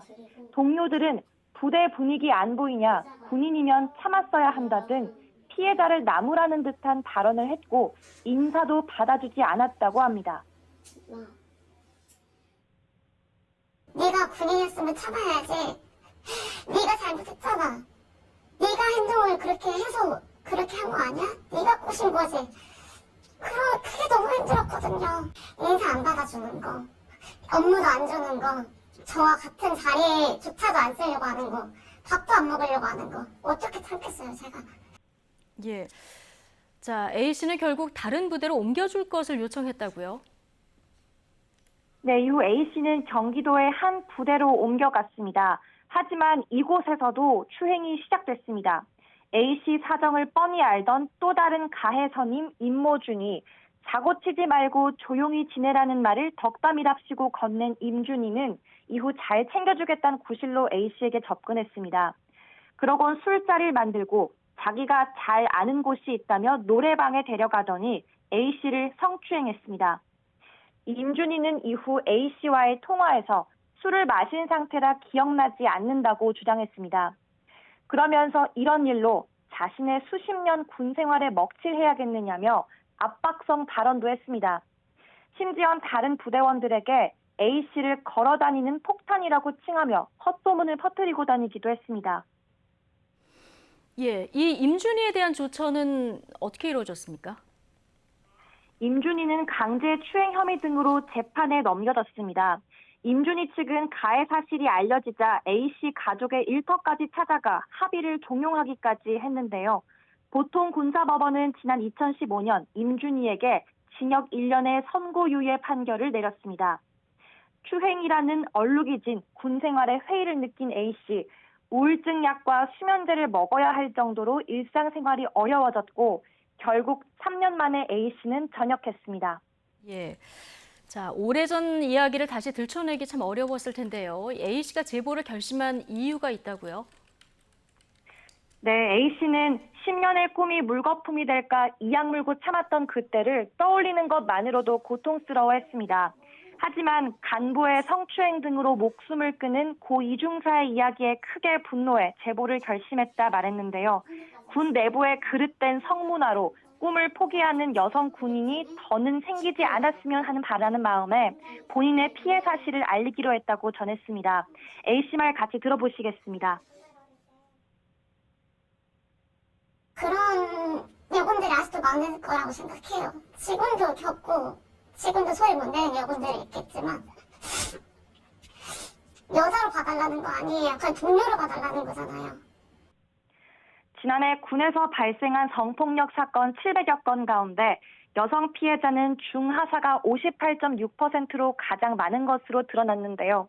그만큼 우월적 지위에 의한 권력형 성범죄가 여전하다는 건데 성추행과 2차 가해 모딘 군 문화를 바꾸고 실효성 있는 신고 시스템이 갖춰져야 한다는 지적이 나옵니다. 지금까지 사회부에서 전해드렸습니다. 국방부는 어제 공군본부 공보정훈실에 대한 압수수색은 국방부 검찰단 수사 단계에서 공보단 관계자가 여군 중사 성추행 사망 사건의 관계자를 접촉해 사건에 대한 개입을 시도한 혐의가 있어서 이루어졌다고 밝혔습니다. 부승찬 대변인은 오늘 정례 브리핑에서 국방부 검찰단과 군사법원이 공군본부 공보정훈실에 대해서 압수수색 영장을 발부할 사안이라고 판단했던 것 같고 공보정훈실 소속 관계자 중에 피의자는 현재까지 없다고 전했습니다. 또 군사경찰이나 군검찰 관련해서 피의자 신분으로 전환된 사람도 현재까지는 없지만 여중사 성추행 사망 사건 수사가 거의 막바지 단계로 접어들었다고 보기에는 좀 어렵고 더 진행돼야 될 사안이 있다고 설명했습니다. 한국은행은 가계부채가 1분기 말 1,765조 원으로 집계돼 전년 동기 대비 9.5% 늘어났고 높은 증가세를 지속하고 있다고 밝혔습니다. 또 기업 대출은 1,402조 2천억 원으로 증가세가 지난해 하반기 이후 다소 주춤하고 있지만 여전히 높은 수준으로 14.1% 늘어났습니다. 한은은 이어서 코로나19 등으로 인해서 이자도 감당하지 못하는 한계 기업이 늘었지만 이들에 대한 금융 지원이 길어지면 오히려 구조조정을 지연시킬 수 있다고 밝혔습니다. 제롬 파월 연방준비제도 의장은 현지 시간 21일 최근의 인플레이션은 일시적인 것으로 장기적으로는 목표치인 2% 수준으로 떨어질 것이라는 입장을 재확인했습니다.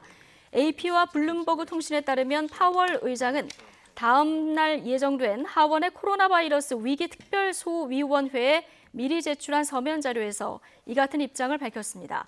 그는 이어 연준이 현재 월 1,200억 달러 수준인 자산 매입 규모를 언제부터 어떻게 축소할지에 관한 공식적인 논의를 시작했다고 밝혔습니다.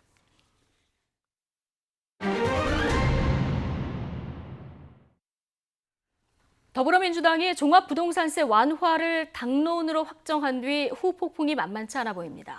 부자 감세라는 비판은 물론이고 기대할 효과가 크지 않은데 헌법을 위반하는 결과가 될 것이라는 지적도 제기됐는데요. 왜 이런 비판이 나오는 건지 이 내용 취재한 경제부 조태현 기자와 함께 알아보겠습니다. 조 기자, 어서 오세요. 안녕하세요. 네, 어서 오십시오. 자, 더불어민주당이 부동산 세제 완화에 대한 당론을 얼마 전에 정했는데요. 네. 이 내용부터 먼저 좀 정리를 해보고 갈까요? 네, 말씀하신 것처럼 지난주 금요일 그러니까 18일 날 의원총회를 통해서 이 내용을 확정을 했는데요. 예. 내용을 보면은 종부세 부과 대상을 현행 공시가격 9억 원에서 상위 2%, 그러니까 현재 기준으로 하면 대략 한 11억 원 정도 됩니다. 시가로는 그러니까 한 16억 원이 조금 안 되고요. 이렇게 올리기로 했고요. 1가구 1주택자의 양도소득세 비과세 기준도 9억 원에서 12억 원으로 이렇게 완화하기로 했습니다. 이 종부세가 아무래도 좀 관심을 끌고 있는데요. 종부세는 2005년에 처음으로 도입된 세금입니다. 문재인 정부 출범 뒤에 부동산 가격이 급격하게 오르면서 부동산 안정 조치의 하나로 과세 대상과 세율을 확대하는 이 대책이 나왔었는데요. 여당이 지금 과반을 차지하고 있기 때문에 이번 여당의 방안은 아무래도 현실화될 가능성이 크다라고 볼 수 있겠습니다. 예. 네. 그 절대 금액에서 이 퍼센테이지로 바꾼 건데, 그렇죠. 종부세를 보면 예. 자, 이게 뭐 당내에서는 뭐 부자 감세다 일부 비판도 있었는데 결국에 이런 결정을 했습니다. 이게 어떤 배경이 있다고 봐야 됩니까? 아무래도 부동산 가격이 급등하면서 대상자가 늘어났기 때문이라고 보는 게 가장 합리적일 것 같습니다. 이 문재인 정부 출범 뒤에 서울 아파트 값이 참여정부보다 더 가파르게 올랐다는 보도를 얼마 전에 보신 적이 있을 거예요. 네. 4년 동안에서 87%가 올랐거든요. 여기에 또 정부가 추진했던 공시가격 현실화가 겹치면서 종부세 부과 대상자가 급증했습니다. 올해 서울로 따지면 공동주택 4채 가운데 1채가 종부세 대상인데요. 비싼 부동산을 가진 사람에게 세금을 부과한다는 이 개념 자체가 좀 흔들리고 이 보유세의 성격이 돼가는 것이 아니냐 이런 비판이 커졌거든요. 거기다 조세 저항이라는 게 워낙 크지 않습니까? 불만이 커질 수밖에 없는 구조인 거죠. 김진표 더불어민주당 부동산특위위원장 오늘 한 라디오 방송에 나왔는데요. 서울에서 지고 대선을 이기는 건 좀 어렵지 않겠냐라고 이야기를 해서 정치적인 판단이 깔려 있다는 점을 시사하기도 했습니다. 근데 이 발표가 나온 뒤에 시장의 평가가 그렇게 뭐 호의적이진 않은 것 같습니다. 네. 지금 보수 진영, 진보 진영 양쪽에서 다 좀 비판이 나오는 것 같은데 이건 왜 그런 겁니까? 네, 보수 진영, 진보 진영, 전문가 진영 전부 다 비판의 목소리를 내고 있는데요. 일단 종부세의 특징을 보면은 이게 아까 말씀드렸다시피 높은 부동산 가격에 매기는 세금이기 때문에 일단 대상자가 많지가 않습니다. 문재인 정부 초기 때 대상자가 한 0.5% 정도였고요. 올해 기준으로 따지면 3.7% 정도 됩니다. 대상자가 많지가 않은 건데 이 더불어민주당 설명을 보면은 부과 대상자가 올해 18만 3천 명에서 9만 4천 명으로 감소를 한다고 해요. 한 절반 정도가 준다는 건데 대상자가 많지 않으니까 부자 감세라는 비판이 나올 수밖에 없고요. 마찬가지로 대상자가 많지가 않으니까 효과도 그렇게 크다고 볼 수는 없겠죠. 부동산 시장의 안정성과는 큰 연관성이 없는 것이 아니냐 이런 비판이 나오는 배경입니다. 예. 네, 그리고 이 상위 2% 부과라는 방침이 뭐 좀 헌법을 위반한 것이다 뭐 이런 비판도 나오는데 이건 어떤 측면에서 나오는 얘기입니까? 사실 이 부분이 지금 비판의 가장 핵심이라고도 볼 수 있는데요. 먼저 조세 법정주의가 뭔지 좀 설명을 드려야 될 것 같아요. 형법에 대해서 간략하게 좀 예를 들어보면요. 살인죄라는 게 있습니다, 형법에. 근데 이 살인죄는 어떤 무기를 써서 사람을 살해했느냐 또는 뭐 꼬집어서 죽였냐, 다리를 걸어 죽였냐 이런 거에 따라서 죄질이 달라진단 말이죠. 그런 것들이 법안에 다 들어갈 수가 없기 때문에 형법 250조에 보면은 사형이나 무기징역, 5년 이상의 징역에 처한다 이렇게 모호하게 되어 있습니다. 형법에 그 내용을 다 넣을 수가 없으니까요. 근데 세법은 다릅니다. 예를 들어서 고소득자에게 높은 세금을 부과한다 이런 식으로 하면은 고소득자가 누군지 높은 세금의 세율이 얼마인지 이런 것들이 모호해지니까 법적 안정성을 해치게 되는 거거든요. 따라서 세법은 아주 명확하게 세율과 대상이 정해져 있어야 됩니다. 그랬기 때문에 이 2%가 문제가 되는 건데요. 부과 대상을 비율로 정했기 때문에 이것이 문제가 되는 건데 부동산 가격이 하락했을 때도 상위 2%는 세금을 내야 됩니다. 이게 첫 번째 문제가 될 수 있고요. 종부세, 아까 말씀드렸지만 보유세 개념인데 이게 부유세 개념으로 되기 때문에 이런 부분에 문제가 생깁니다. 이 조세 법정주의는 헌법에 기반이 되어 있습니다. 지금 나오고 있는데요. 조세의 종목과 세율은 법률로 정한다라고 되어 있죠. 예. 정부가 정하는 게 아닙니다. 법률이 정하는 겁니다. 근데 2%로 하면은 매년 공시지가에 따라서 종부세 대상자를 선정해야 되고 여기에 따라서 그럼 실제로는 법률이 아닌 정부가 선택을 하게 된다는 거죠. 이 부분이 문제가 될 수 있습니다. 예. 또 여기에 매년 부과 대상을 새로 선정을 해야 되기 때문에 행정비용이 들어가죠. 또 본인이 과세 대상인지 알 수가 없습니다. 예. 이 부분에 있어서 납세자의 혼란도 예상이 됩니다. 따라서 정부가 이런 측면에서 난색을 보이는 건데요. 오늘 아침에 김진표 위원장이 라디오 방송에서 한 얘기를 들어보면은 시행령을 통해서 부과하면 되기 때문에 큰 문제는 없다. 일단 이런 입장을 밝히긴 했습니다. 예, 세금을 내는 건데 상위 2% 이걸 매년 정해야 되니까 좀 행정 낭비가 있을 수 그렇죠. 있고 또 예. 하나는 집값이 떨어져도 내야 한다는 이런 문제가 네. 있는 거군요. 자, 하나 더 보겠습니다. 1가구 1주택자 양도소득세 비과세 기준은 9억에서 12억으로 예. 이렇게 조정을 했는데 여기에 대한 평가는 어떻습니까? 자, 일단 이것도 그렇게 좋은 평가를 받고 있지는 못합니다. 이건 실거래가로 9억 원에서 12억 원으로 대상이 이게 줄어드는 건데요. 그런데 양도 차익 규모에 따라서는 장기 보유 특별 공제를 차등 적용하기로 했습니다. 이게 뭐냐면은 보유 기간이 3년이 넘으면은 일정액을 공제해 주는 건데요. 예. 80%까지 지금 공제할 수가 있게 됩니다. 이걸 조정을 하면은 사실상의 세제 혜택을 먼저 주고 일정 부분을 다시 환수하는 형태가 되어 버립니다. 그래서 이게 첫 번째 문제가 되고요. 다주택자에 대한 양도세 중과 기조는 그대로 유지가 되고 있습니다. 예. 그렇다면은 여전히 주택을 처분하기는 어렵다는 뜻이 되겠죠. 다주택자들의 주택이 시장에 나올 가능성이 그렇게 크지 않다는 겁니다. 그러면은 근데 양도세를 완화해 주겠다는 거는 다주택자의 물량을 좀 공급하기 위한 거 아닙니까? 그런 목적이 있어야 되는데 예. 이번에 들어간 거는 1가구 1주택자에 대해서 완화를 한 거거든요. 예. 따라서 매물 잠김 현상이 지금도 이어지고 있는 것들이 계속 가지 않겠냐 이런 전망이 나오고 있는 거고요. 예. 또 종부세와 양도세를 완화를 했으면은 비과세 구간이 생깁니다. 그러면 그 비과세 구간에서 사람들이 주택을 사들이기 때문에 요즘 유행하는 말 있죠. 똘똘한 한 채. 그런 현상이 더 가속화될 수 있다. 이런 전망도 나오고 있습니다. 예. 네. 자, 이번 여당 의원총회 내용도 좀 보자면 지금 임대사업자 제도 이게 그러니까 등록을 하면 뭐 세제 예. 혜택 주는 거고 맞습니다. 그동안은 뭐 이게 다주택자 보호다 그리고 집값 올리는 주범이다 뭐 이래서 네. 폐지 얘기가 나왔던 것 같은데 또 그걸 원점에서 다시 한번 이제 검토를 하겠다 이런 얘기가 나온 걸로 알고 있어요. 이건 어떤 이유입니까? 네, 이게 상대적으로 좀 부각이 덜 됐던 부분인데요. 말씀하신 것처럼 지난달 27일이었습니다. 건설 임대는 그대로 유지를 하고 매입 임대를 폐지하겠다고 하면서 부작용이 너무 불거졌기 때문에 불가피한 선택이었다 이렇게 설명을 했거든요. 이게 한 달 만에 바뀐 겁니다. 이제 상황을 좀 원점에서 재검토하겠다 이렇게 밝혔는데요. 예, 아무래도 배경을 보면은 정부가 권유한 대로 임대사업자를 등록을 했다. 그런데 이제 와서는 말이 바뀐다는 비판이 컸고 이런 것들이 상당히 좀 반발이 있었기 때문에 이런 결정을 한 것이 아닌가 싶은데요. 정권 초반에는 임대사업자 등록을 하라고 했다가 8개월 뒤에는 세제 혜택을 줄인다고 하고요. 4년 만에 매입 임대를 폐지한다고 했다가 다시 한 달 만에 번복하는 모습을 보였습니다. 예. 이거는 시장에 불확실성을 주는 거라고 할 수 있겠죠. 혼선이 커질 수밖에 없습니다. 결국 이런 문제가 생기는 거는 더불어민주당이 좀 지나치게 정치적으로 정책에 접근하는 게 아니냐 이런 비판이 나오는 배경인데요. 문재인 정부가 수요 억제에 지금까지는 많이 초점을 뒀습니다. 부동산 정책에 있어서는요. 예. 따라서 그 수요 억제를 위해서 세금을 강화하는 정책을 여러 번 반복을 했는데요. 그러다 보니까 취득세, 양도세, 보유세 같은 세금들이 다 올랐습니다. 이 얘기는 사기도 어렵고 팔기도 어렵고 양도하기도 어렵고 갖고 있기도 어렵다는 뜻이거든요. 예. 따라서 이 세금을 통해서 부동산 안정을 노린다면 다시 한번 원점에서 검토를 해볼 필요가 있다는 지적이 제기되고 있습니다. 예. 네. 지금까지 부동산 세제 정책 변화 관련해서 이 경제부 조태현 기자와 함께 자세히 살펴봤습니다. 조 기자 수고했습니다. 잘 들었습니다.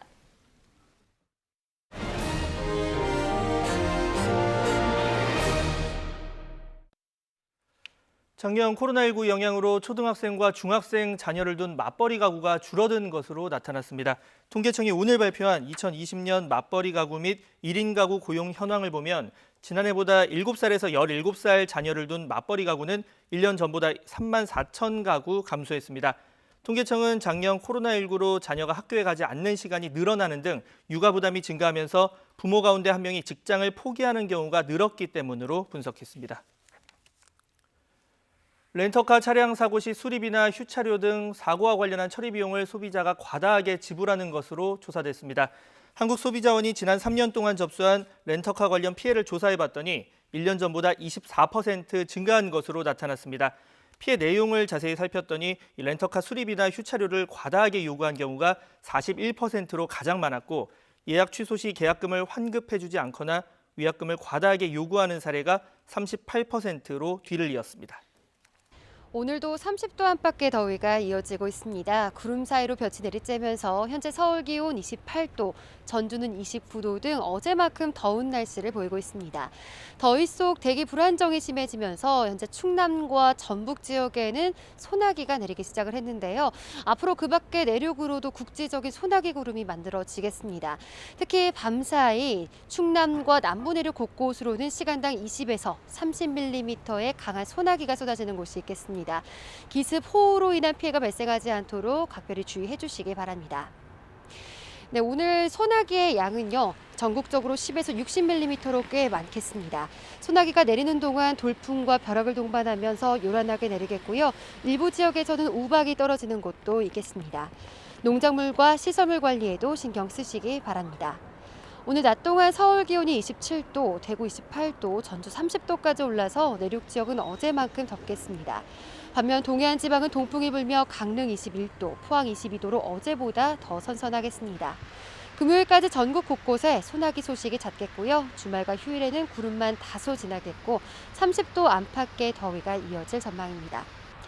오늘까지 동해안 지역에는 너울성 파도가 높게 일겠습니다. 높은 파도가 해안도로나 방파제를 넘을 가능성이 크니까요. 해안가 안전사고에 각별히 주의해 주시기 바랍니다. 지금까지 상암동 야외 스튜디오에서 YTN 홍나슬입니다. 화요일 뉴스앤뉴스 마치겠습니다. 잠시 뒤에 더 뉴스가 이어집니다. 함께해 주신 여러분 감사합니다.